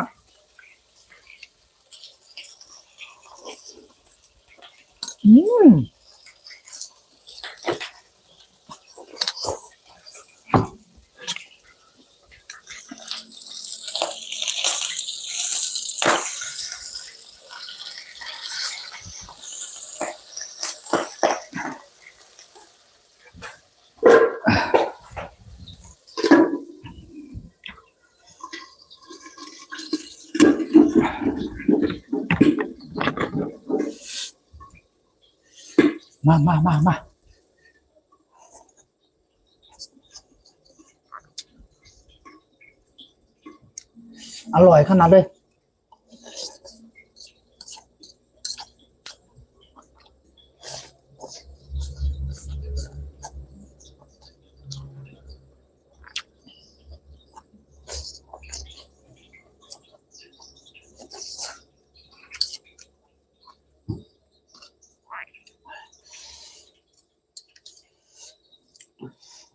เพิ่ม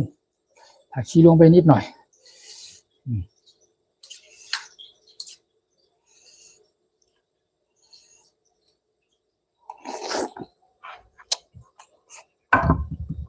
น้อยไปหน่อยน้อยไปก็เพิ่มเติมได้จะได้อร่อยเนาะ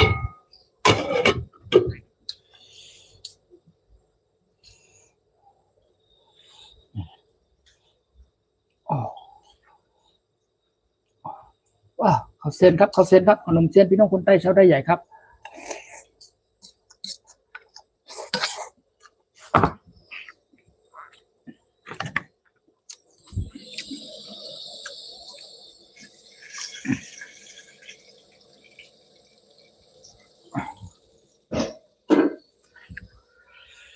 กำลังทอดชิ้นส้มอยู่นางป้อง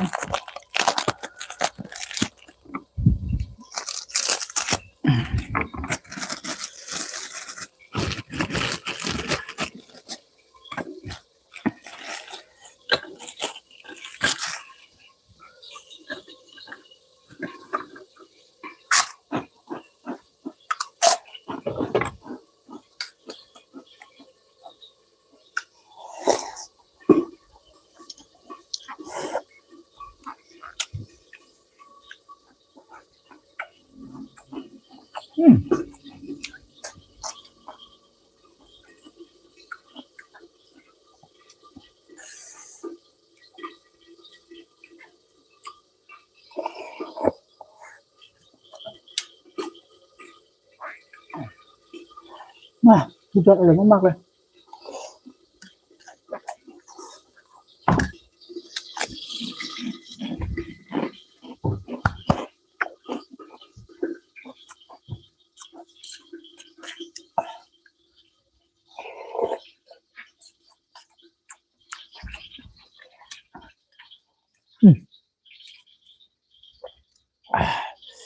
สุดยอดครับบะหมี่น้องสุดยอดสุดยอดสุดยอดสุดยอด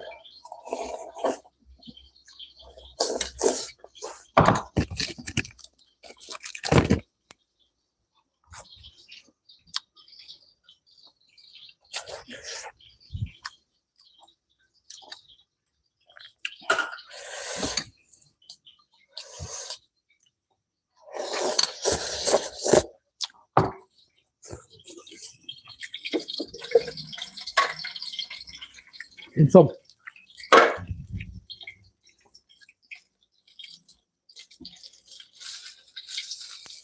โอ้โหนี่ส้มครับกินส้มครับกินส้มครับเนื้อส้มครับบะหมี่น้องจัดลงไปบะหมี่น้อง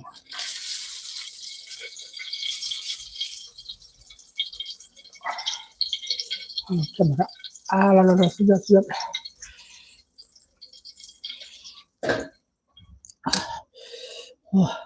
มากินส้มครับบะหมี่น้อง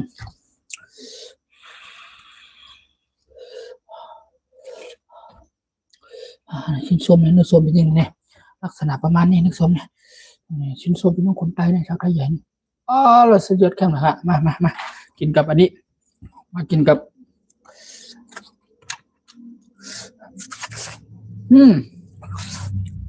สุดยอดครับ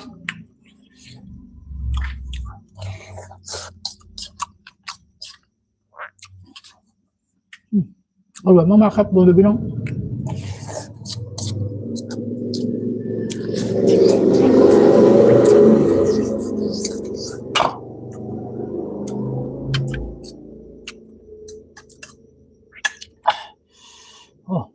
เส้นตกลงมาในนี้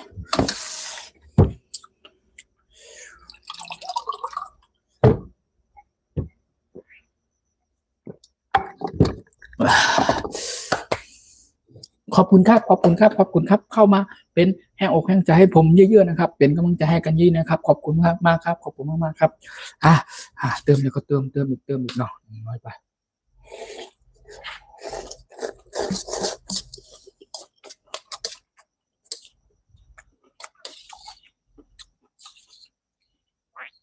หลอกจำเลยครับ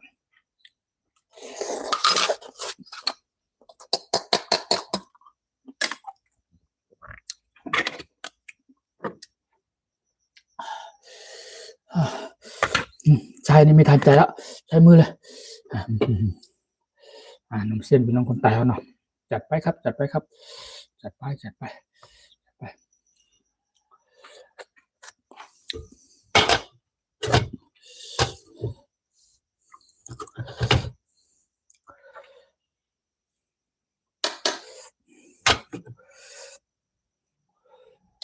โอ้โห very good so good so good so good ครับผมเป็นพี่น้อง FC ทุกท่านทุกคนนะครับพริกใส่ลงไปพริกใส่ลงไปดื่มอะไรอีกนะ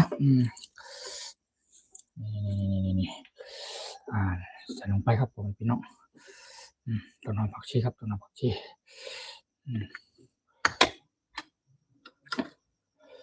น้ำมั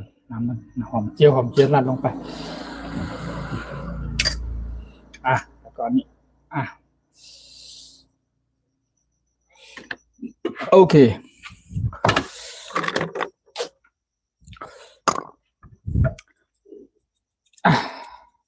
ชูรสนิดหน่อยเพราะมันอร่อยเนาะมันอร่อยมากหิวมากครับ so hungry now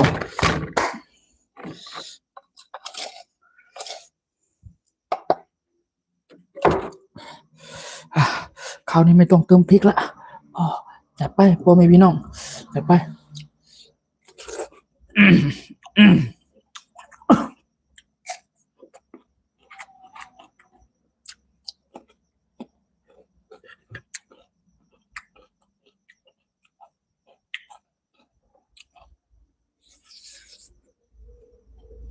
ชิ้นส้มครับเนื้อส้มครับชิ้นส้มพี่น้องคนไทยครับหอมเลย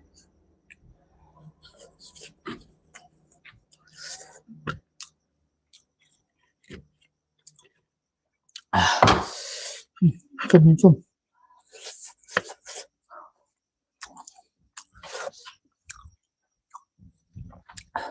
ขอบคุณมากครับขอบคุณครับตอนนี้ใช้ไม่ถั่วแล้ว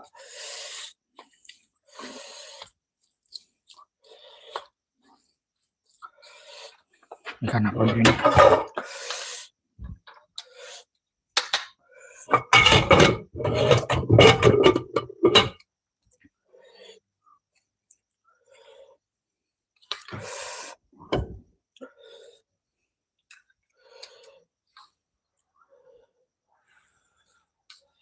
ครั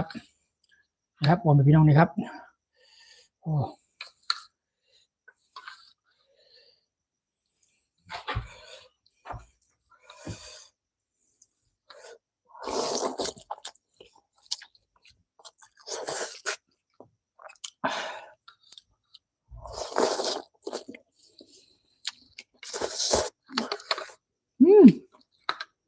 สุดยอด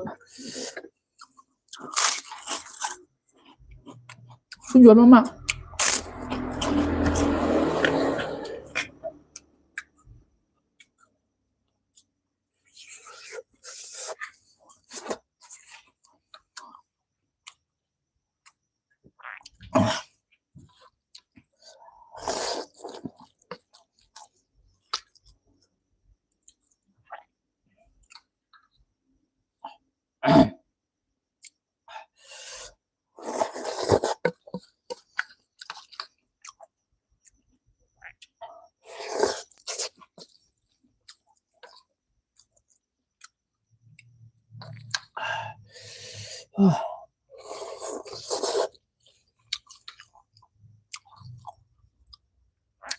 coming everyone coming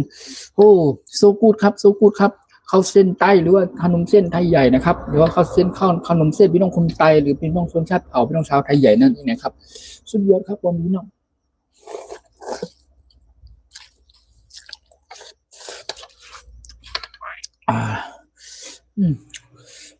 กินน้ำ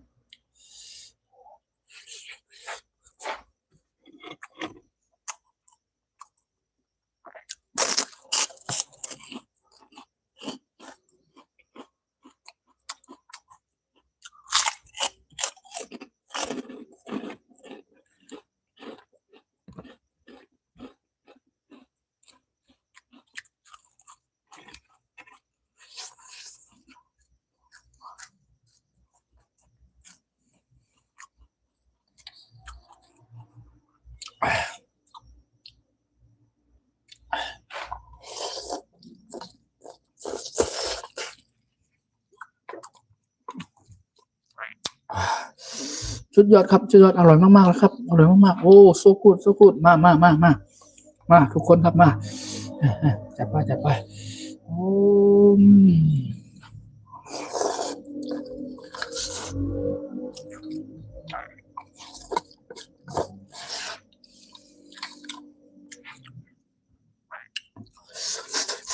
thank you so much thank you ขอบคุณครับ everyone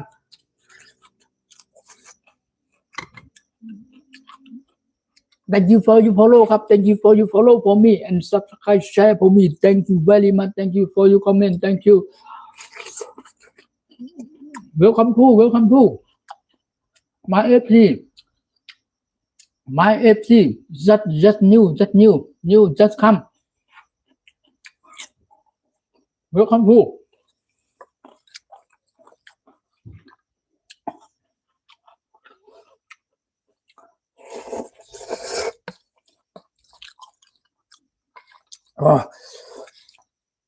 บทเห็นถ้วยนี่สุดยอดละ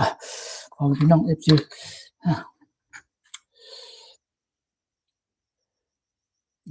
เดี๋ยวนี้นะ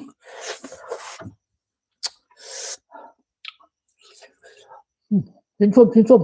เนื้อส้มครับเนื้อส้มครับเป็นคนใช้เนื้อส้ม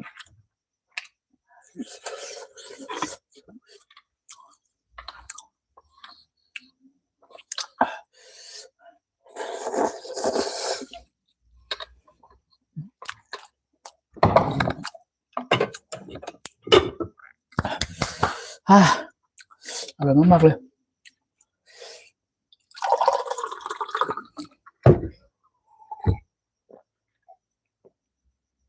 ขอบคุณครับ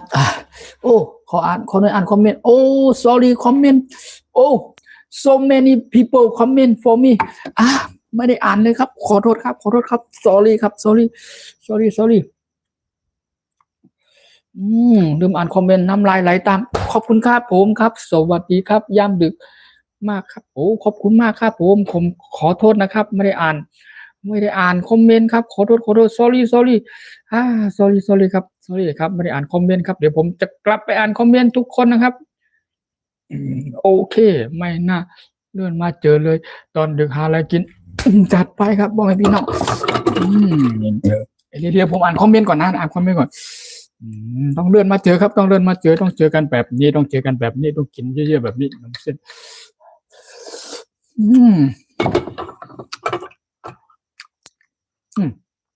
ชิ้นส้มนะผมขออ่านคอมเมนต์ก่อนเนาะครับผมทักทายครับทำอะไรกินครับน้องทำขนมเส้นพี่น้องคนไทยชาวไทยใหญ่ครับผมพี่น้องชนชาติเผ่าพี่น้องคนไทยนอกนี่ประมาณนี้เส้นนี่ให้รู้เลย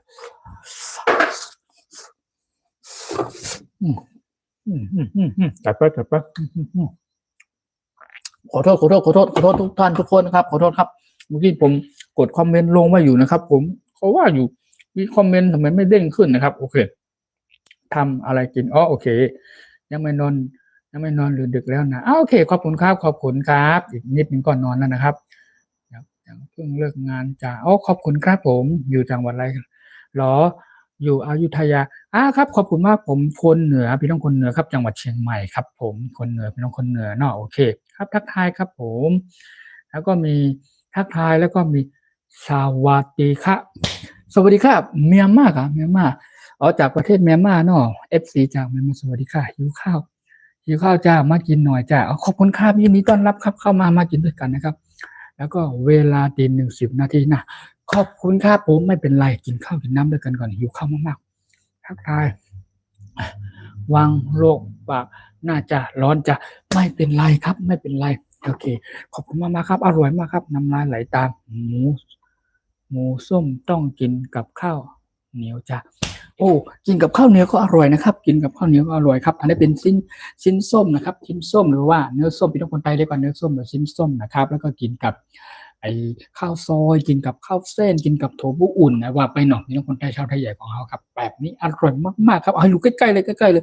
ยุกให้ดูใกล้ๆเลยชิ้นส้มพี่น้องคนไทยเขานี่ยุกทั้งใบตองเลยเนาะจัดไปทั้งนี้เลยอันนี้ทอดเสร็จเรียบร้อยแล้วจะได้เห็นใกล้ๆหน่อยจะได้เห็นใกล้ๆนี่ชิ้นส้ม สมสุดยอดครับพ่อพี่น้องสุดยอดสุดยอด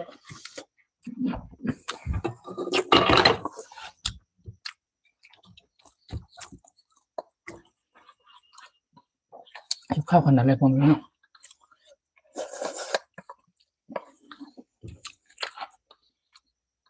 อันนี้ถ้วยที่2แล้วนะ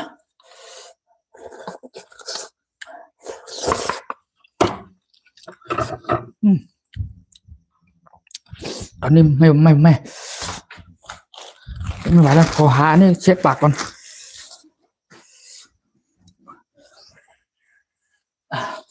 สุดยอดสุดยอดดื่มน้ำตะเกียวก่อนเนาะไม่ไหวแล้วนะโอเค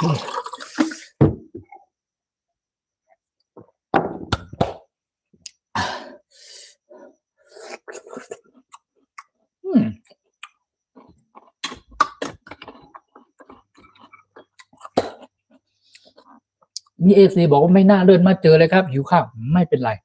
เลื่อนมาเจอกันเยอะๆพูดคุยทักทายกันมากินกับข้าวกับปลาด้วยกันหิวข้าวหิวน้ำจัดไปพ่อพี่น้องเติมอีกนิดนึงต้องห่วงไม่ต้องห่วงจัดไปเลยเนี่ยนี่นะครับโอเคนิดนะครับ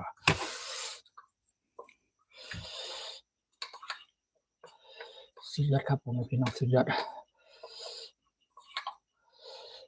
มากินด้วยกันอีกโอ้เจ้า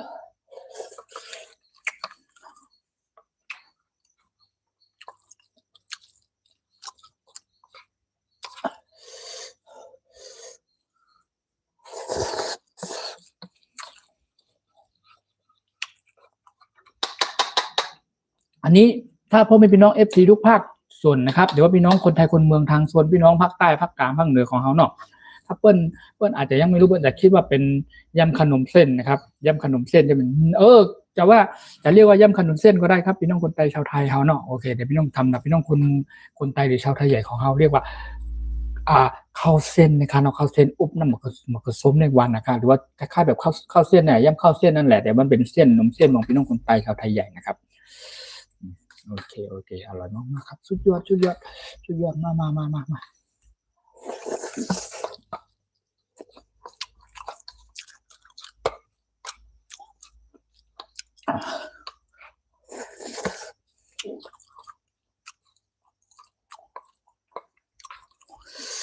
ขอบคุณมากครับขอบคุณทุกท่านทุกคนครับขอบคุณครับ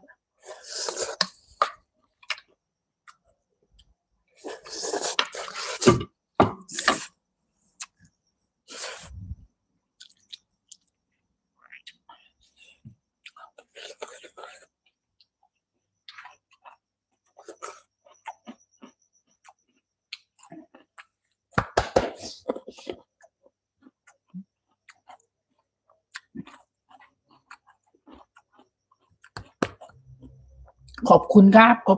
ขอบคุณทุกท่านทุกคนนะครับขอบคุณครับชิ้นหนึ่งสุดยอดครับพี่น้อง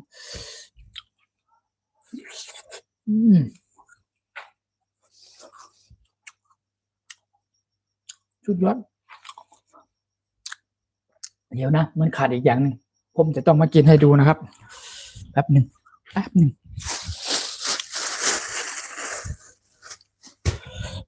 นะผมพี่น้อง FC ทุกท่านทุกคนแป๊บหนึ่งจะให้ดู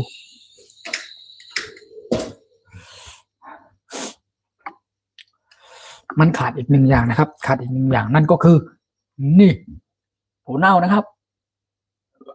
อันนี้ต้องแบบนี้ถั่วเน่าครับถั่วเน่ากับข้าวเมนูพื้นบ้านพี่น้องคนไทยชาวไทยใหญ่ครับทุกครั้งไม่ว่าจะเป็นเมนูไหนนะครับอันนี้ไม่อยากขาดนะครับเด็กเล่งไม่ได้ครับถั่วเน่าสุดยอดหอมเดี๋ยวไปทอดถั่วเน่าก่อนทอดถั่วเน่าครับแตงเกียละสุดยอด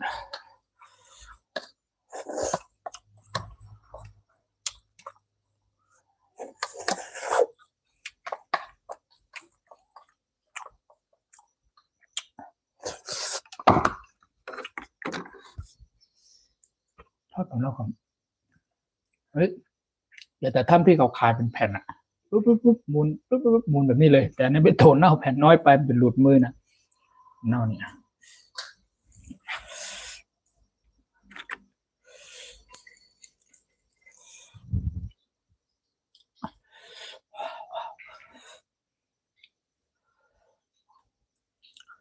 ทอดถั่วเน่าอยู่แป๊บนึงทอดถั่วเน่าอยู่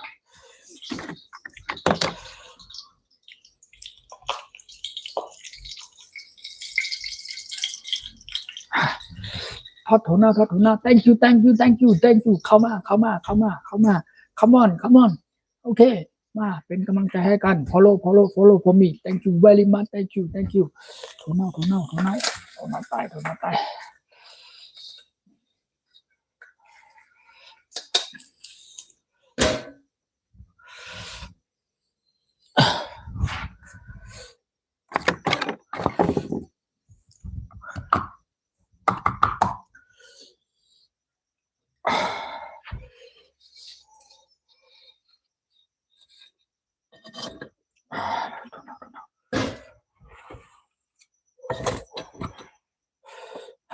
หอมนี่สุดยอดขนาดเลยผมมีพี่น้องถั่วเน่าเนี่ยทุนหอมขนาดเลยถั่วเน่าทอดน้ำมันเนี่ยเกลือปุ้ยลงไปนิดนึงนะถั่วเน่าเนี่ย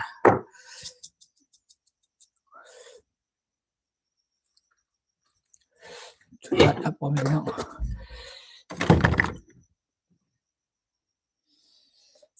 หอมไปได้ครับ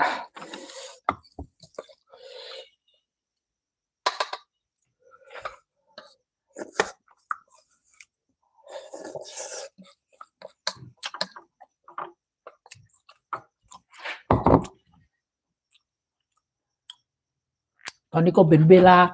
1:28 นาทีนะครับ It's now time 1 a.m. 21 a.m.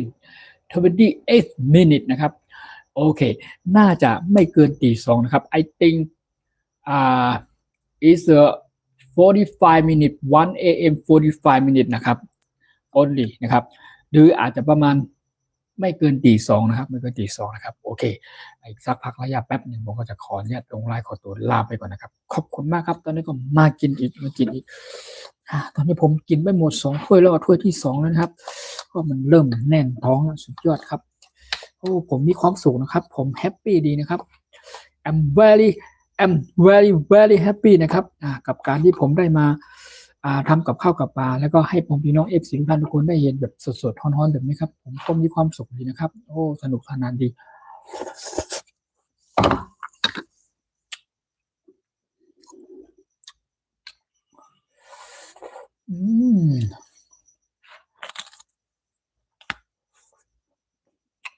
สุดยอดครับผมพี่น้องสุดยอดมากๆเลย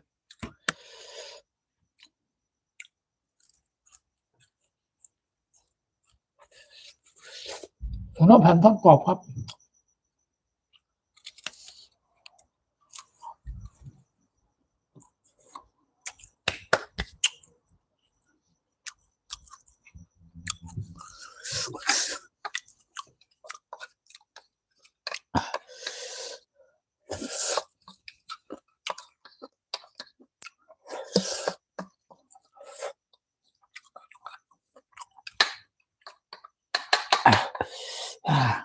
อร่อยมากๆครับสุดยอดครับผมพี่น้องทุกท่านทุกคนนะครับขอบคุณมาก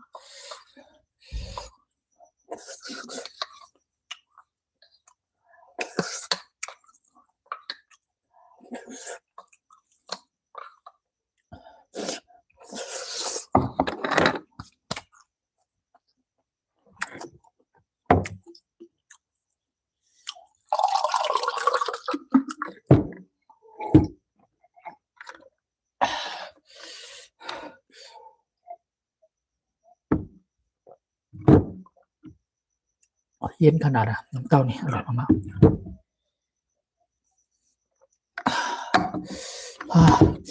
สุดยอดน้ำมูกน้ำตาน้ำหมูน้ำตาลไหลหมดเลย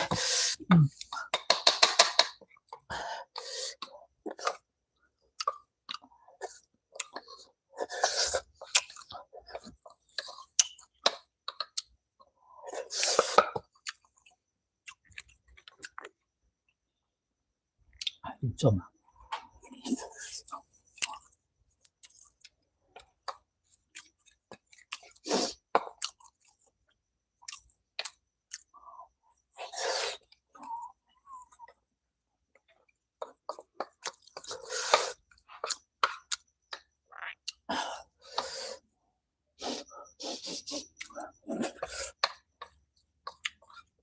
อร่อยขนาดล้ำขนาดวันเตใจครับ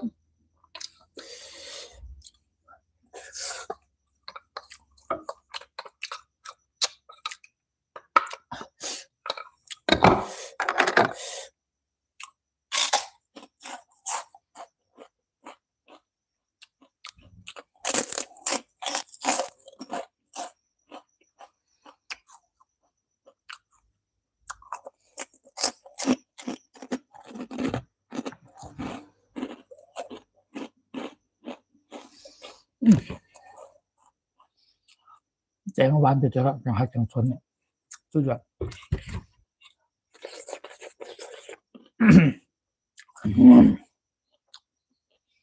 สุดยอดที่สุดในโลกเลยอร่อยมากๆเลย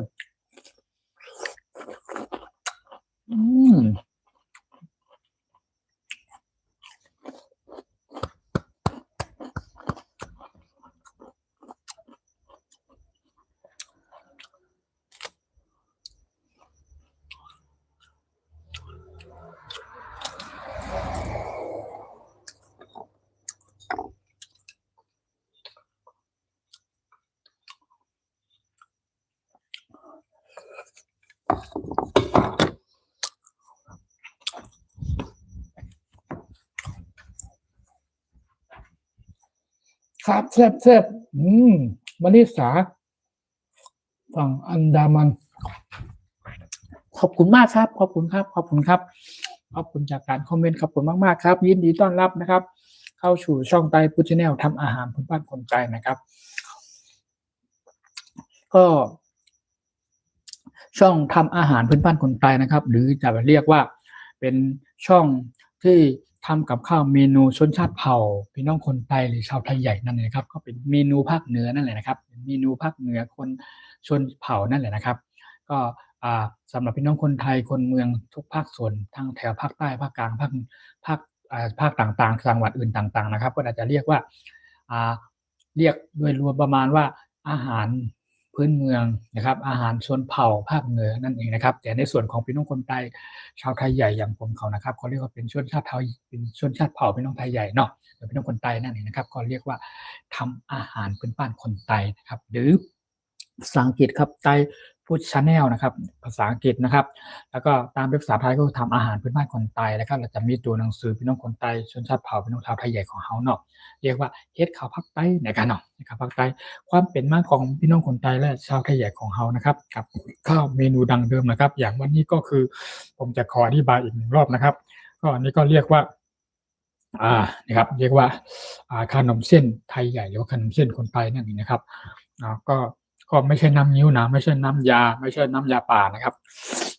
โอเคสำหรับพี่น้องคนไทยคนเมืองก็จะเรียกว่าน้ำนิ้วน้ำยานมจีนน้ำนิ้วน้ำยาป่าใช่ไหมครับโอเคแล้วก็หรือว่าไอแกงเขียวหวานถ้าแกงเขียวหวานมันจะมีเส้นนมเส้นแบบนี้ใช่ไหมมีนมเส้นแต่อันนี้มันเป็นเส้นใหญ่ๆนะครับเนี่ยข้าวเส้นพี่น้องคนใต้เรียกว่าข้าวเส้นค่ะผมพี่น้องอร่อยมากๆครับอันนี้อร่อยมากๆจะมีแบบเป็นแห้งก็มีครับเป็นแห้งเอาแบบเป็นแห้งเบิ้ลใส่ถุงสำเร็จรูปแล้วเรียบร้อยนะครับถ้าเราต้องการจะกินนะครับหรือว่าจะรับประทานเราก็จะนำกลับไปแช่แล้วก็ไปลวกน้ำอีกทีนะครับคล้ายๆแบบเส้นบะหมี่เนาะบะหมี่นั่นแหละแต่นี่ไม่ได้ลวกนะครับไม่ต้องลวกเลยครับอันนี้จัดไปเลยครับเอามาแบบสดๆนั่นเลยครับสุดยอดครับผมพี่น้องสุดยอดเช่นพี่น้องเป็นคนตายเขาเนาะแล้วก็กับข้าวเมนูทุกครั้งไม่ว่าจะเป็นเมนูพื้นป่าต่างๆนะครับจะเป็นเมนูต้มก็แล้วแกงก็แล้วนะครับหุงก็แล้วนะครับจะผัดจะคั่วจะอะไรแล้วแต่จะตำน้ำพริกทุกอย่างนะครับสิ่งที่ขาดได้หลีกเลี่ยงไม่ได้นั่นก็คือถั่วเน่าแผ่นนะครับผงถั่วเน่านี่นะครับมันเป็นกับข้าวเขาเรียกว่าเป็นคล้ายๆเหมือนถ้าเป็นประเทศถ้าเป็นพี่น้องทางชาวอะไรนะชาวพี่น้องทางอินเดียเนาะทางที่เปิ้ลชอบเครื่องเทศที่เป็นชอบเครื่องเทศที่มันออกกลิ่นออกเหลืองๆนะครับ พี่น้องชาวไทยบางคนก็ชอบกินเหมือนกันชอบรับประทานอยู่นะที่มันออกเวลาเขาทำกับข้าวกับปลาจะต้องใส่เครื่องเทศที่เหลืองๆนะออกเหลืองๆบางคนบอกหอมบางคนก็ออกกลิ่นเหม็นๆหน่อยไม่ค่อยชอบแต่ว่าส่วนมากครับเขาจะกินกันแบบนั้นนะหอมออกหอมๆนะครับสำหรับพี่น้องชาวอินเดียของเราทางประเทศทางเนปาลทางโน้นชอบใส่แบบนี้เนาะเป็นพี่น้องชนทางโซนอาหรับทางพี่น้องทางไปทางโน้นเนาะทางโซนยุโรปไปทางเปิ้นชอบใส่เป็นเครื่องเทศใช่ไหมอันนี้ก็เครื่องเทศคือเปรียบเทียบอันนั้นก็คือเหมือนประมาณเครื่องเทศนั่นแหละแต่ว่าเป็นโถนเน่าแผ่นหรือว่าผงโถนเน่านั่นเองครับเมื่อวานหรือเมื่อคืนเมื่อวานที่ผ่านมาเมื่อคืนที่ผ่านเมื่อวานหรือเมื่อคืนที่ผ่านมานะครับผมได้มาไลฟ์สดผ่านทางช่อง YouTube แบบนี้แหละครับแล้วก็ผมก็เลยเอาที่เป็นเมล็ดโถนเน่านะครับนี่มันห่อตองนะครับก็เอานำกลับมาแล้วก็มาคั่วแล้วก็กินกับมะเขือนะครับกินกับมะเขือกินกับหัวปลีอร่อยมากๆครับอันนี้นะครับอร่อยมากๆครับถั่วเน่าแผ่นนะครับถั่วเน่าแผ่นสำหรับที่ท่านใดที่เปิ้ลไม่ชอบกินแบบแผ่นแบบนี้นะครับเปิ้ลก็ทอดกรอบหรือว่าเปิ้ลไปย่างไปจี่ไฟนะครับมันสุกเรียบร้อยก็นำกลับมาตำให้มันเป็นผงก็ใส่ในกระปุกนะครับใส่ไว้ในกระปุกแบบนี้นะครับเป็นผงแบบนี้นะครับนี่ผมเอาให้ดูเลยผมใส่ลงไปนี่นะครับอันนี้เป็นผงเรียบร้อยเนาะเป็นผงเรียบร้อยนะครับอันนี้ในส่วนของนี่ก็เป็นผงเรียบร้อยผู้ยอดกับมะแตงเนาะ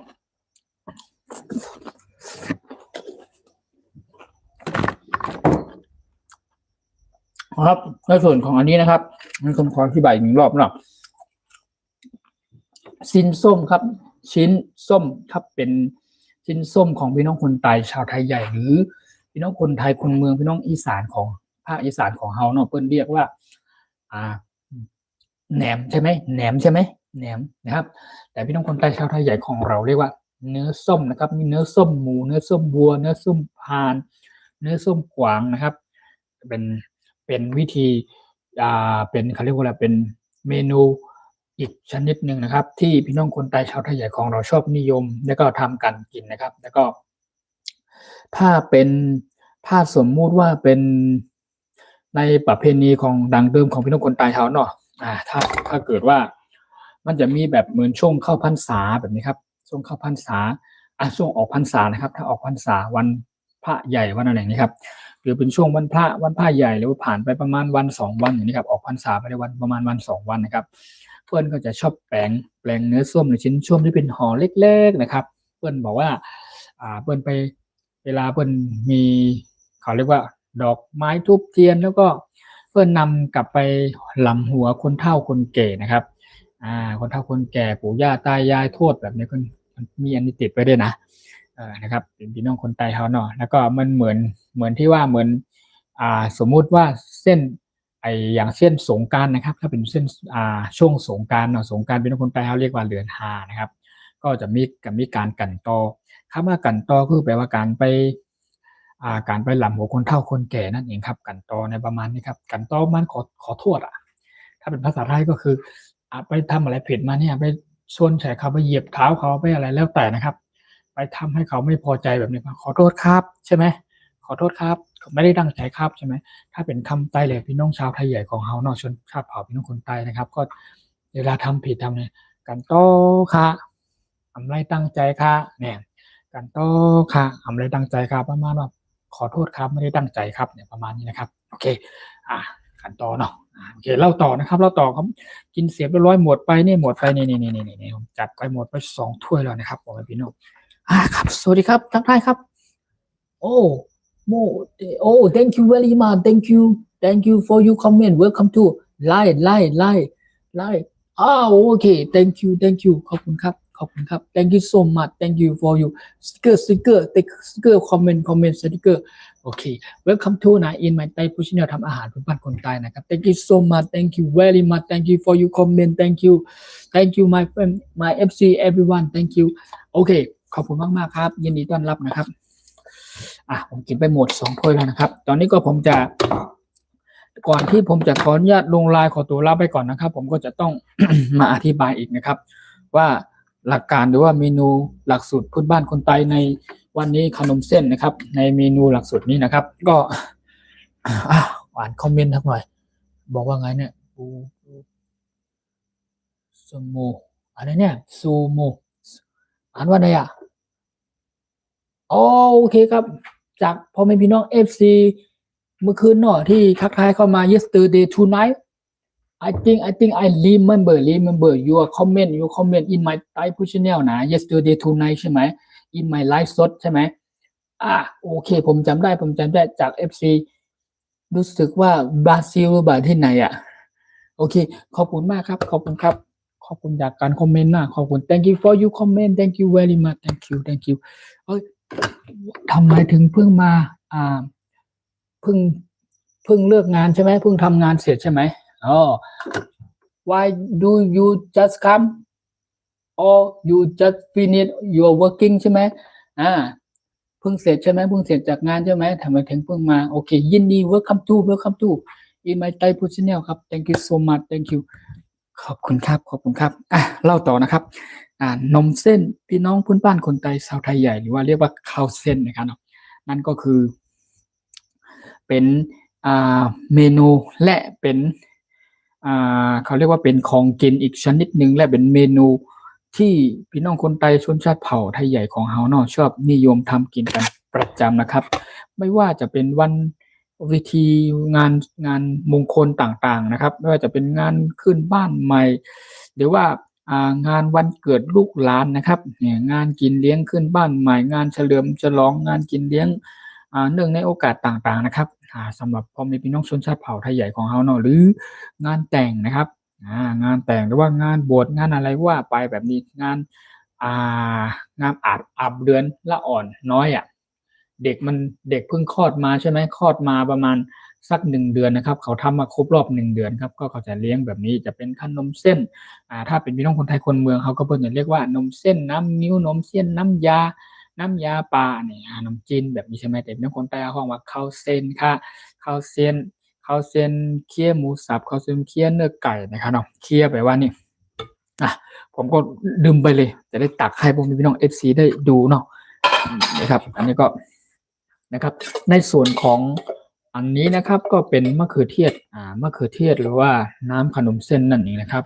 น้ำขนมเส้นหรือน้ำข้าวเส้นนะครับน้ำข้าวเส้นแบบนี้ครับน้ำข้าวเส้นอันนี้ก็แล้วแต่ว่าเราจะชอบแบบไหนนะครับอันนี้สำหรับวันนี้ก็ผมนำหมูสับนะครับจะเป็นหมูสับนำหมูสับมาทำให้ผมพี่น้อง FC ทุกท่านทุกคนได้เห็นว่าทำน้ำขนมเส้นพี่น้องคนไทยหรือชาวไทยใหญ่ผมใช้หมูสับผมใช้มะเขือเทศนะครับอันนี้ใช้หมูสับใช้มะเขือเทศใช้ขิงนะครับแล้วก็ใช้รากผักชีใส่ลงไปนะครับแล้วก็เติมด้วยปุ๋ยชูรสผงชูรสรสดีเลยว่าไปใส่ลงไปกับหอมแดงนะครับแล้วก็ทอดผัดอ้อมมะเขือนะครับบางท่านก็เพิ่นจะชอบเป็นไก่เนาะไก่สับนะไก่สับละเอียดไก่สับก็ได้เป็นหมูสับก็ได้ชิ้นวัวก็ได้หรือว่าเป็นปลาก็ได้ปลาแห้งนะครับปลาแห้งปลาแดดเดียวนะครับใส่เอาสะพอนเรื่องมันใส่ก้างมันออกแล้วก็มาทำเป็นน้ำขนมเส้นแบบนี้นะครับน้ำขนมเส้นแบบนี้ไปดูใกล้ๆน้ำขนมเส้นแบบนี้มันจะตกละนี่น้ำขนมเส้นแบบนี้เนาะในขนมเส้นครับขนมเส้นดูใกล้ๆเนี่ยเป็นแบบนี้ครับพ่อแม่พี่น้อง FC ทุกท่านทุกคนนะครับขนมเส้นพี่น้องคนไทยชาวไทยใหญ่นั่นเองนะครับแล้วก็วิธีการทำหลักสูตรของมันนะครับผมก็ได้เตรียมแล้วก็ได้พาพ่อแม่พี่น้อง FC ทุกท่านทุกคนได้เห็นเนาะตั้งแต่แรกนะครับอันนี้ก็เป็นเมล็ดงาขาวคั่วให้สุกหอมนะครับหอมนะครับใส่ลงไปในนมเส้นนี่นะครับแล้วก็ในส่วนของอันนี้ก็จะเป็นเรียกว่ากระเทียมเจียวนะครับกระเทียมเจียวเขาเรียกว่าน้ำมันหอมให้น้ำมันหอมสำหรับราดลงไปนะครับในจานในถ้วยนมเส้นนะครับแล้วก็เป็นพริกซอยเนาะพริกดิบนะครับพริกที่เป็นผงก็มีนะครับพริกเป็นผงก็มีครับสำหรับท่านใดที่บางคนก็ชอบกินพริกป่นบางคนชอบใส่พริกดิบซอยนะครับแล้วก็มีทางนี่ครับนี่ก็เป็นหนังโป้งกินกับหนังโป้งเนาะโอเคแล้วก็กินกับชิ้นส้มนะครับชิ้นส้มอร่อยแล้วก็อันนี้ก็จะเป็น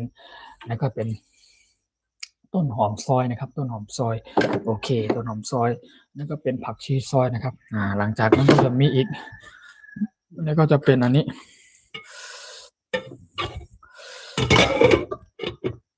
นี่นะครับอันนั้นก็เป็นเขาเรียกว่าผักอะไรผักข้ามขนาดผักในผักลวกนะครับผักลวกผักต้มใส่ลงไปใน ในขนมเส้นหรือว่าในข้าวจานหรือถ้วยข้าวเส้นนะครับ ใส่ลงไปในนี้เนาะเนี่ยใส่ลงไปนี่กินด้วยกันนะครับ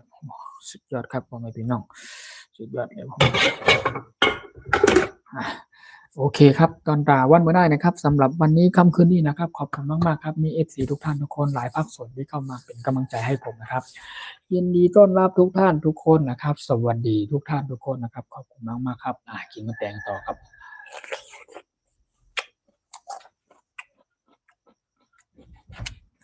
now 1 a.m. 46 minutes นะครับ I think maybe 14 minutes maybe 14 minutes only ครับเห็น14 นาทีเท่านั้นนะครับผมหยุดละโอเค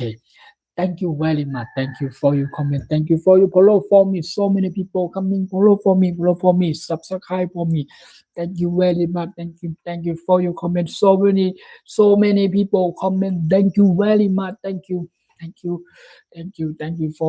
for like my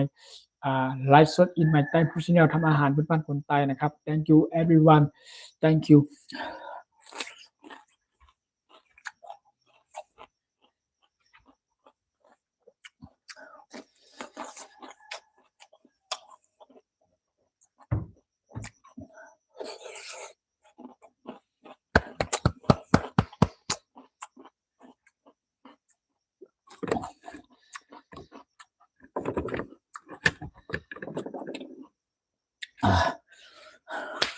โ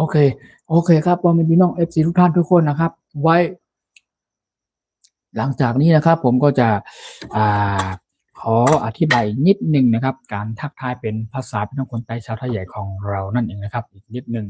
นะครับมาทักทายพูดคุยแบบพี่น้องชนชาติเผ่านะครับภาษาพี่น้องชนชาติเผ่าพี่น้องคนไทยชาวไทยใหญ่ของเขาเนาะเขาเรียกว่าภาษาอังกฤษเขาเรียกว่า greeting นะครับ greeting I will speak Thai นะครับ speak Thai หรือ all ไทยใหญ่นะครับพี่น้องชาวต่างชาติเรียกว่ารัชฉานนั่นเองนะครับผมก็จะแปลภาษาไทยด้วยภาษาอังกฤษผมก็จะพยายามแปลให้มันได้เท่าที่ผมทำได้นะครับเท่าที่ผมสามารถแปลให้ได้นะครับ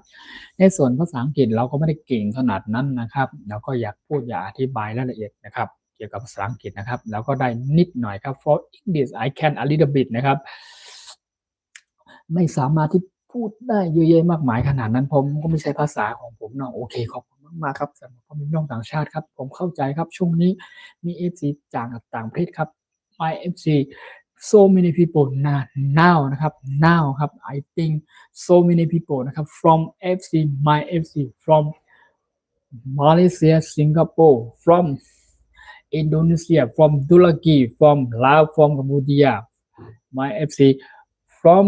เวียดนามนะครับ from Myanmar นะครับ from Indonesia and Japan Mongolia and China Hong Kong Jordan and Canada New Zealand England and US อเมริกาทางโซนเม็กซิโกไปทางนอกสหรัฐอเมริกาไปทางอาหรับนะครับไปทางโซนรัสเซียไปทาง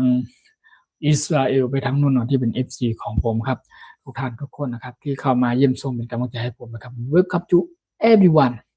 Welcome to everyone in my Thai push เนี่ยทำอาหารพื้นบ้านคนไทย everyone thank you so much thank you for your follow ครับ follow for me thank you ขอบคุณมากๆครับขอบคุณจากการกดไลค์กดแชร์กดติดตามให้ผมเป็นกำลังใจให้ผมในช่อง Thai push เนี่ยเป็นแรงใจให้ผมนะครับขอบคุณมากๆครับ thank you so much thank you ภาษาพี่น้องคนไทยชาวไทยใหญ่ของเขาเรียกว่ายินชมขอบใจใหญ่นำค่ะกูก็กูโกนค่ะประมาณว่า thank you so much everyone นะครับหรือขอบคุณมากๆครับทุกท่านทุกคนนะครับสวัสดีในยามช่วงเช้านะครับ good morning นะครับ or I'm speak Thai นะไม่สูงกลางไม่ค่ะนะครับกูก็แปลว่า everyone หรือว่าทุกคนนั่นเองนะครับแล้วก็สวัสดีตอนบ่ายครับ good afternoon เนี่ยถ้าเป็น speak Thai ก็คือพูดภาษาไทยใหญ่ของเขาก็ไม่สูงตอนกลางวันตอนบ่ายค่ะเนาะแล้วก็ good evening เนี่ยมาเป็นภาษาไทยก็สวัสดียามช่วงเย็นนะครับภาษาของเขานอกภาษาเป็นคนไทยชนชาติเผ่าไทยใหญ่ก็เรียกว่าไม่สูงกลางคำค่ะแล้วก็ยินจมขอบใจใหญ่นำค่ะก็หมายถึงว่า thank you everyone thank you so much ประมาณนี้หรือว่าขอบคุณทุกท่านทุกคนขอบคุณมากๆครับนะครับ ก็จะเป็นภาษาการทักทายพี่น้องชาวไทยใหญ่ของเราเนาะแล้วก็ผมคิดว่าทุกคนน่าจะง่วงนอนกันหมดแล้วนะสำหรับในบ้านเราเนาะ I think is now time is now as my home นะครับ as my home in Thailand so many people so sleeping now นะครับ tonight 1 a.m. 47 minutes now นะครับโอเค I'm start before I'm start 12 5 minutes ago 12 minutes ago 12:31 โอ้รวมทั้งหมดนะคะตอนนี้ก็ total time นะครับ total time 12 1 a.m. โอ้ total time นะเกือบ2ชั่วโมงนะครับ2 hour แล้วนะเกือบ2ชั่วโมงนะครับ เกือบ2ชั่วโมงแล้วโอเคโอ้ใช้เวลาเยอะเหมือนกันนะใช้เวลาเยอะนะครับ I think so many people are Thai in at the Thailand นะครับ at the Thailand now I think so many people so sleeping นะครับ go everyone go to sleep dream everyone ฝันไปทั่วทิศทั่วทางแล้วนะครับตอนนี้ครับสำหรับบ้านเฮาเนาะตอนนี้ก็บ้านต่างประเทศ daytime นะครับ daytime โซนยุโรปอเมริกาไว้ทางนู้นเนาะอาจจะเป็น daytime นะครับ daytime หรือว่า sometime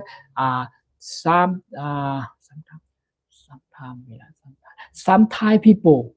working เนาะ sometime people break eat กินข้าวหรือ eat lunch นั่นเองนะครับ eat lunch หรือว่าพักเที่ยงพักกินข้าวนั่นเองครับบางคนบางท่านนะครับ daytime บ้านเขา he home daytime my home in Thailand tonight ตอนนี้เป็น tonight นะครับโอเคขอบคุณมากๆครับขอบคุณทุกท่านทุกคนนะครับขอบคุณที่เข้ามาเป็นแห่งอกแห่งใจ thank you very much thank you my FC everyone thank you my FC everyone to follow for me and subscribe and share for me thank you for your like thank you and so many people coming thank you very much thank you for everyone coming to in my Thai channel every sometime and every time นะครับ and every tonight นะครับขอบคุณมากๆครับขอบคุณจากพ่อแม่พี่น้องต่างชาติที่เข้ามาติดตามรับชมให้ผมนะครับทุกๆครั้งทุกๆเวลานะครับทุกๆคืนนั่นเองนะครับขอบคุณมากครับยินดีต้อนรับทุกท่านทุกคนนะครับทุกครั้งนะครับ Thank you so much welcome to everyone every sometime every night นะครับขอบคุณมากครับ in my Thai channel ทำอาหารพื้นบ้านคนใต้นะครับขอบคุณมากๆครับสวัสดีครับยินดีจมขอบใจอย่านำพากูก้นการที่เขามาบันแห้งเขาในช่องไทยเฮ็ดข่าวภาคการในวันนี้ก็เป็นเวลาที่ตีหนึ่งหรือว่า1:50ค่ะทั้ง10นาทีก็เป็นตี2เป็น2โมงแล้วกันเนาะโอเคกันแล้วนะครับตอนนี้ผมเข้าใจแบบนั้นเนาะโอเคสัญญาณเสถียรละรู้สึกว่าเน็ตมันตกไปแป๊บหนึ่งเนาะแป๊บหนึ่งนะครับโอเคขอบคุณมากๆนะขอบคุณทุกท่านทุกคนนะ thank you นะ thank you for you comment นะ my FC everyone เด้อ thank you for you comment and sticker thank you very much thank you ขอบคุณครับโอเคขอบคุณครับหลังจากนี้นะครับก็ maybe 10 minutes only I will stop แล้วนะครับ10นาทีเท่านั้นผมจะหยุดแล้วนะครับเดี๋ยวขอลงไลน์แล้วหลังจากนั้นก็ค่อยมาเจอกันใหม่ในวันถัดไปนะครับ after that maybe 10 minutes I will stop after that I come to see you again next day see you again next day my FC everyone thank you so much thank you now 43 people thank you so much thank you ยังอยู่ที่43ท่านขอบคุณมากๆครับสุดยอดนี่กินหมดไป2ถ้วยแล้วกินหมดไป2ถ้วยแล้วสุดยอดค่ะพวกมันเป็นกูก็โอเคตอนนี้ก็ผมจะขออนุญาตลงไลน์ก่อนนะขอจะลงไลน์กันไปมาพูดคุยทักทายกันเจอกันใหม่นะครับขอบคุณมากครับทุกท่านทุกคนนะครับ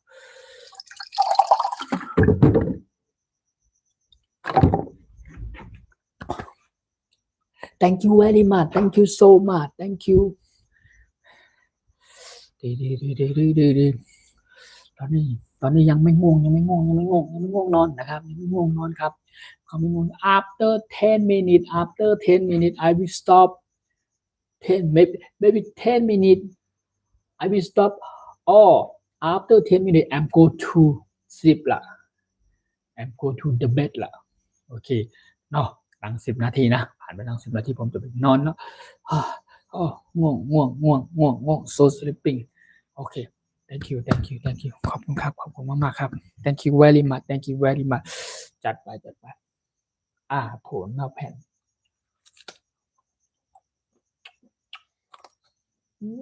สุดยอดครับสุดยอดอีกสักแป๊บบอก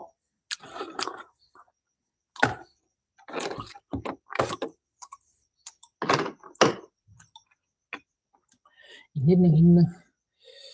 จัดไปอีกนิดนึง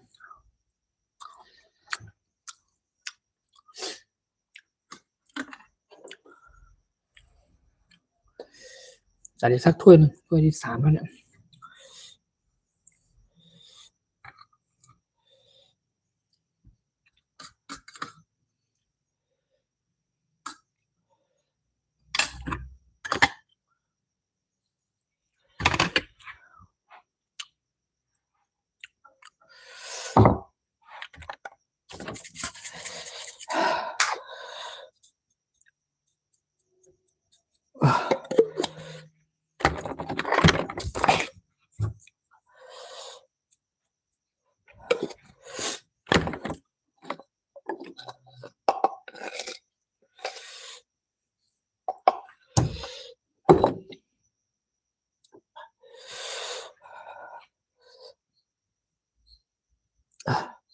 Thank you so much. Thank you. Oh,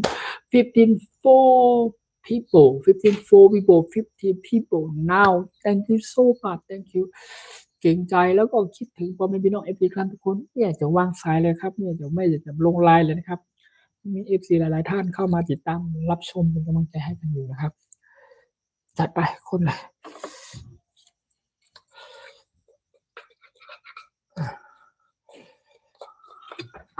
ขอบคุณมากครับทุกท่านทุกคนครับขอบคุณครับ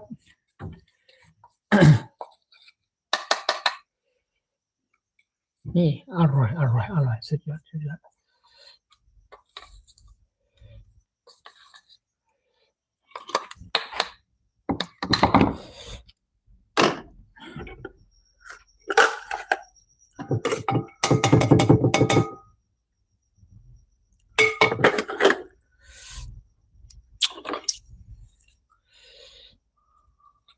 Oh, thank you so much. Thank you for your comment. Thank you very much.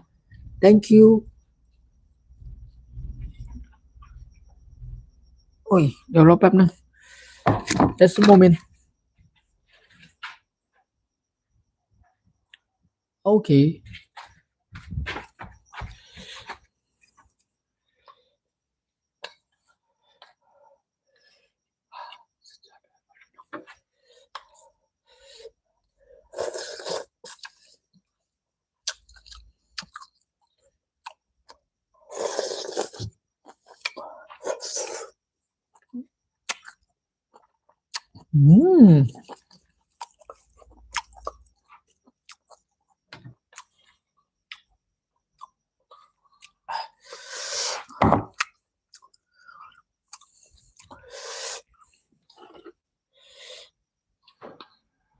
Thank you so much. Thank you.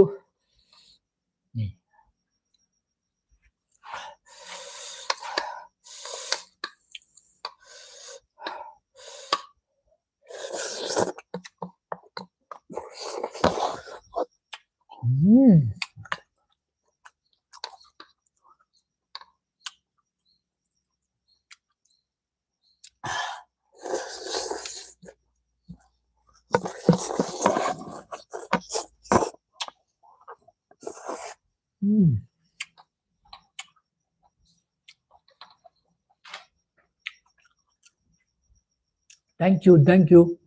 Thank you very much. Thank you.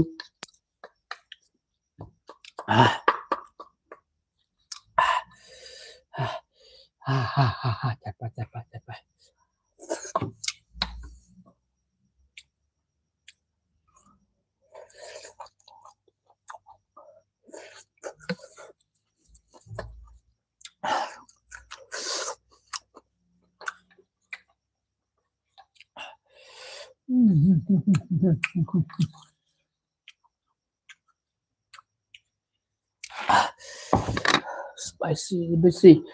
spicy small ไม่ได้เผ็ดมากหรอกครับนิดหน่อย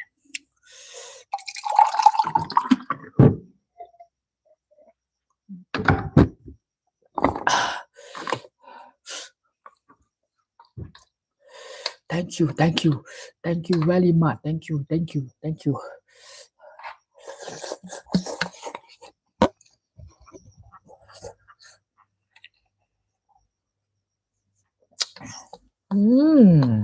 สุดยอดสุดย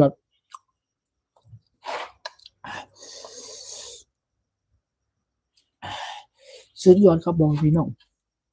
สุดยอด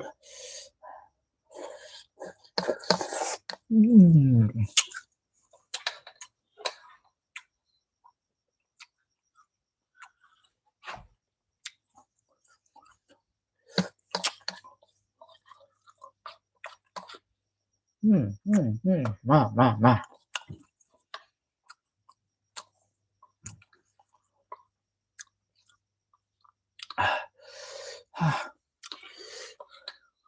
อร่อย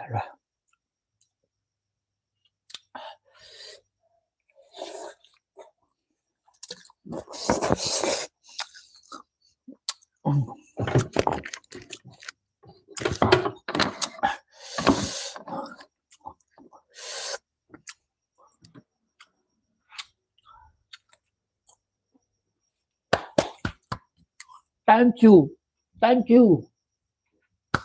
ขอบคุณครับ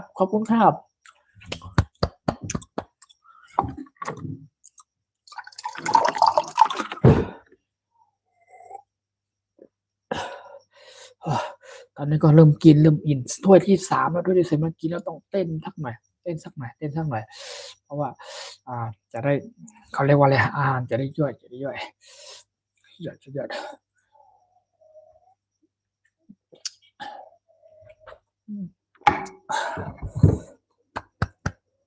Thank you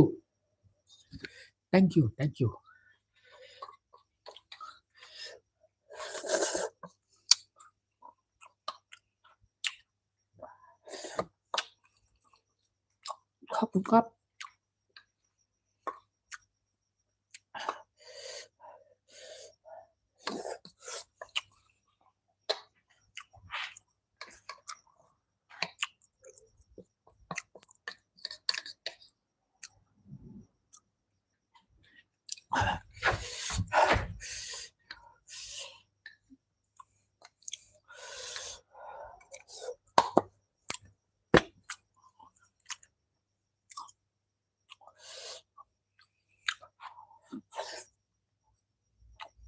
ชื่นชม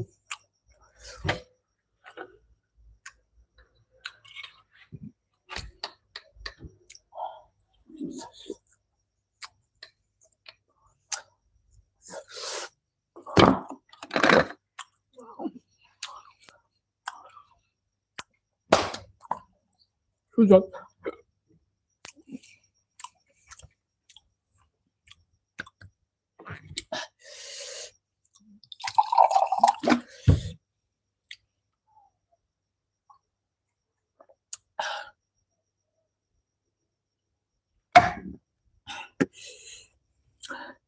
เข้มนะคะ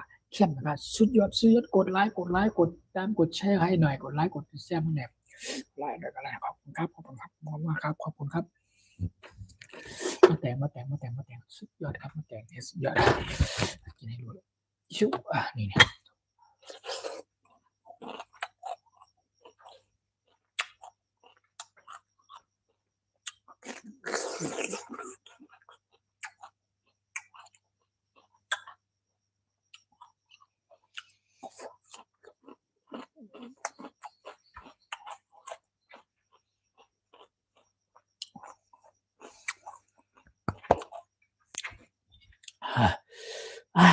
Okay. Oh, it's now time 2 a.m. 5 minutes 2 a.m. 5 minutes ครับตอนนี้ก็ใช้เวลาไป2 ชั่วโมง 5 นาทีแล้วครับ2 ชั่วโมง 5 นาทีแล้ว ขอบคุณมากๆครับขอบคุณมากๆครับทุกท่านทุกคน thank you so much thank you for everyone thank you for you follow for me thank you for you subscribe and thank you for you comment thank you very much thank you so many people coming follow for me in my Thai channel ทำอาหารพื้นบ้านคนไทยครับ so good for tonight this name เรียกว่าขนมเส้นนะครับขนมเส้นไทยใหญ่หรือขนมเส้นเป็นคนไทยนะครับ this name เรียกว่าเนื้อชิ้นส้มกันเรียกว่าเนื้อส้ม this name เนื้อส้มนะครับอันนี้ก็เป็นเส้นนี่เส้นนี่เส้นนี่ข้าวเส้นนะครับเขาเนี่ยข้าวเส้น this name ข้าวเส้นนะครับข้าวเส้นไทยรัชชาน people นะครับไทยเมนู people ไทยเมนู people นะครับโอเคขอบคุณมากๆนะครับในส่วนของอันนี้ก็เป็นโทนเนลแผ่นนะครับโทนเนลแผ่นสุดยอดอ่ะโอเคขอบคุณครับขอบคุณมากๆครับขอบคุณครับไว้มาพูดคุยทักทายเจอกันใหม่นะครับทุกท่านทุกคนนะครับสวัสดีทุกท่านทุกคนนะครับขอบคุณมากครับโอเคทั้ง35ท่านทั้ง40ท่านทั้ง50ท่านขึ้นมาเป็นแรงอกแรงใจให้กันเยอะๆนะครับขอบคุณมากๆครับขอบคุณครับ thank you นี่พักข้ามอันนี้เรียกว่าพักข้ามค่ะพักข้ามอันนี้เรียกว่าพักข้ามค่ะบ่มีน้องพักข้ามผักลวกครับนี่ผักลวกนี่ซอสกันน้ำใส่นี่อยากใส่ในนี่ค่ะโอเคเขียนมาครับพี่น้องโอเคตอนนี้ก็ไม่ไหวแล้วครับไม่ไหวแล้วทัวร์ที่3แล้วไม่ไหวแล้วตอนนี้ผมกินโบจะเป็นหมดครับทักทายครับผมสวัสดีครับสวัสดีทักทายครับนมเส้นครับนมเส้นนี่ผมใส่ให้รู้นี่ผมใส่ลงไปนี่นมเส้นนี่นมเส้นนี่ใส่ลงไปเนี่ยนมเส้นพื้นบ้านพี่น้องคนไทยหรือชาวไทยใหญ่นั่นเองนะครับเป็นขนมเส้นเป็นข้าวเส้นค่ะบงพี่น้องข้าวเส้นค่ะโอเคขอบคุณมากนะขอบคุณมากจากการกดไลค์กดแชร์กดติดตามเข้ามาเป็นกำลังใจให้กันนะครับกด thank you so much thank you thank you อะไรเนี่ยสติกเกอร์สติกเกอร์สู้ thank you very much thank you ขอบคุณครับ now I think so many people sleeping now so many people sleeping แล้วin Thailand as now นะครับ at in Thailand as now so many people นะครับ so sleeping นะครับตอนนี้ everyone too sleeping and dream everyone เนาะตอนเนี้ยบ้านเฮาเนาะโอเคบ้านเขา daytime อยู่เป็นตอนกลางวันมื้อกลางวันเขาอยู่บ้านเขา daytime นะครับ1 o'clock 2 o'clock to the day ใช่ไหมแอฟริกาไปทางโน้นสหรัฐอเมริกาไปทางโซนยุโรปนะครับอยู่ที่บ่าย2โมงครึ่งประมาณนี้หรือเปล่าครับโอเค daytime บ้านเขา two night บ้านเฮา daytime บ้านเขานะครับขอบคุณมากครับขอบคุณครับมากครับ thank you very much thank you for you my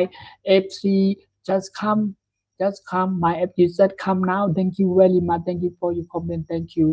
โอเคขอบคุณมากครับขอบคุณมากครับ new my FC new follow for me เข้ามาติดตามรู้จักเมนูเพื่อนบ้านคนไทยนะครับไทยเมนู people เรียกว่า this name เมนู for tonight นะครับไทยเมนู people this name ข้าวเส้นค่ะเฮ็ดข้าวเส้นค่ะเฮ็ดข้าวเส้นและหมูสับค่ะข้าวเส้นนี่ก็ขนมเส้นนั่นเองครับขนมเส้นพี่น้องคนบ้านคนไทยเฮานั่นเองครับเข้ามาแล้วกดไลค์แฮม3ท่านเนี่ยจะวางแล้ว3ท่านเนี่ยจะขออนุญาตลงไลน์แล้วจะขอตัวลาไปก่อนแล้วขอเป็นกำลังใจให้แฮม3ท่านthree people ไล่โหไม่โป้ง3 people thank you so much it's now 15 ไล่maybe two ไล่กดไล่ปันกดโหไม่โป้งให้แฮม two people for me thank you so much thank you ขอบคุณครับขอบคุณมากๆครับ oh this one maybe one people 15 15 total 15 5 people ไล่ is the one people เป็น55ท่านกดไลค์ให้ขอบคุณมากครับthank you so much thank you so much thank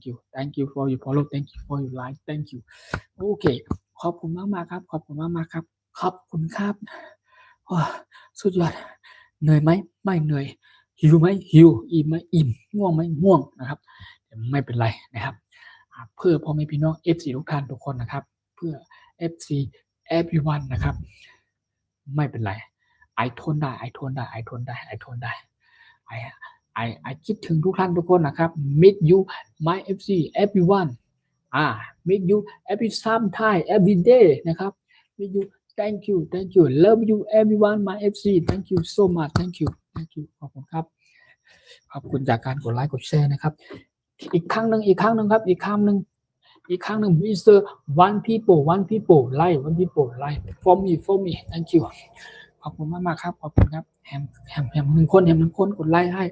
ขอบคุณมากจะขออนุญาตแล้วนะครับจะขออนุญาตลงไลน์แล้วครับจะขออนุญาตลงไลน์ก่อนนะครับจะขออนุญาตขอตัวลาไปก่อนนะครับย้อนตั้งข้อง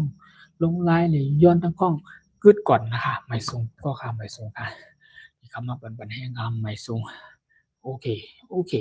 ขอบคุณครับดื่มน้ำสักแก้วนะ after I'm drink water นะครับ I will stop ละafter โอเค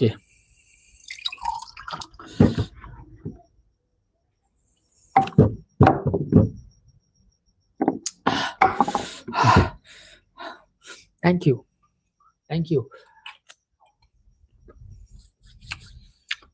นะ thank you for everyone thank you my FC just come thank you just come thank you for you like thank you for you comment thank you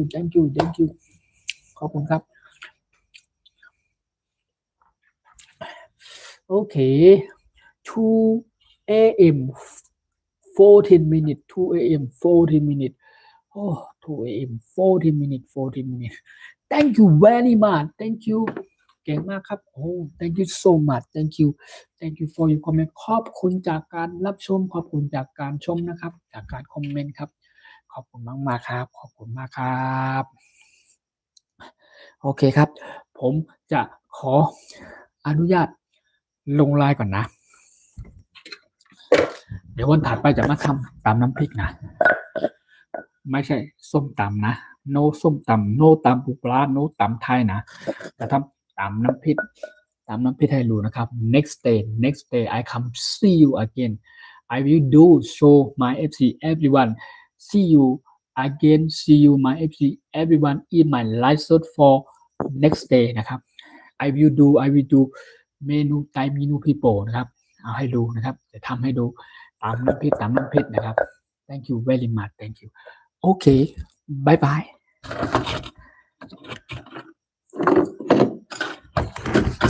โอเคบายบาย everyone บายบาย34 ท่านอยู่ยังอยู่จะลงไลน์จะยังไงก็คือมี FC ยังเข้ามาติดตามรับชมอยู่นะครับสำหรับพี่น้อง FC ทุกท่านทุกคนนะครับขอบคุณมากๆครับขอบคุณจากการกดไลค์กดแชร์ให้ผมนะครับขอบคุณมากๆครับขอบคุณครับ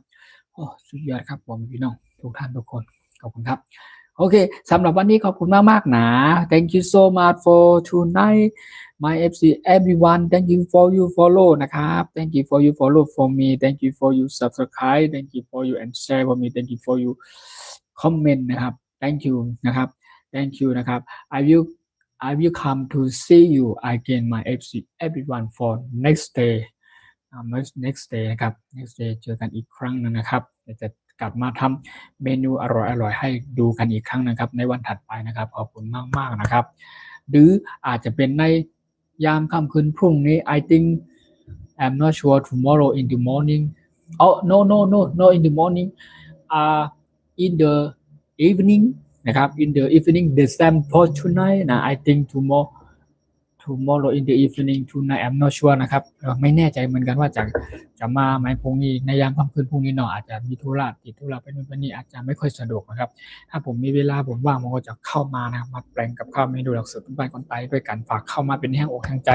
เป็นกำลังใจให้กันเยอะๆนะครับ thank you นะ thank you เป็นกำลังใจให้ขอบคุณครับขอบคุณท่านทุกคนนะครับโอเค I come to see you again my everyone bye bye everyone bye bye ครับทุกท่านทุกคนนะบายบายนะ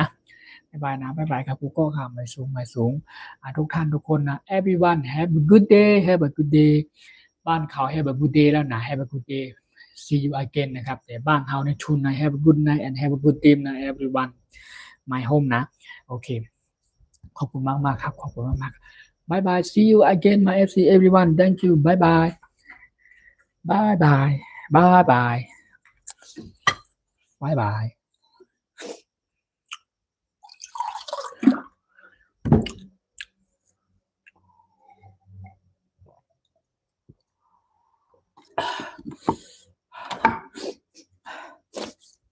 bye bye. See you again. Bye bye. Thank you so much. Bye bye, my FC everyone. See you again. Bye bye. ขอบคุณครับนี่ขนมเส้นสุดยอดโอเคบายบายทุกท่านทุกคนขอบคุณครับบายบาย Thank you for your comment นะ everyone. Thank you so much. Bye bye. Okay, see you again. See you.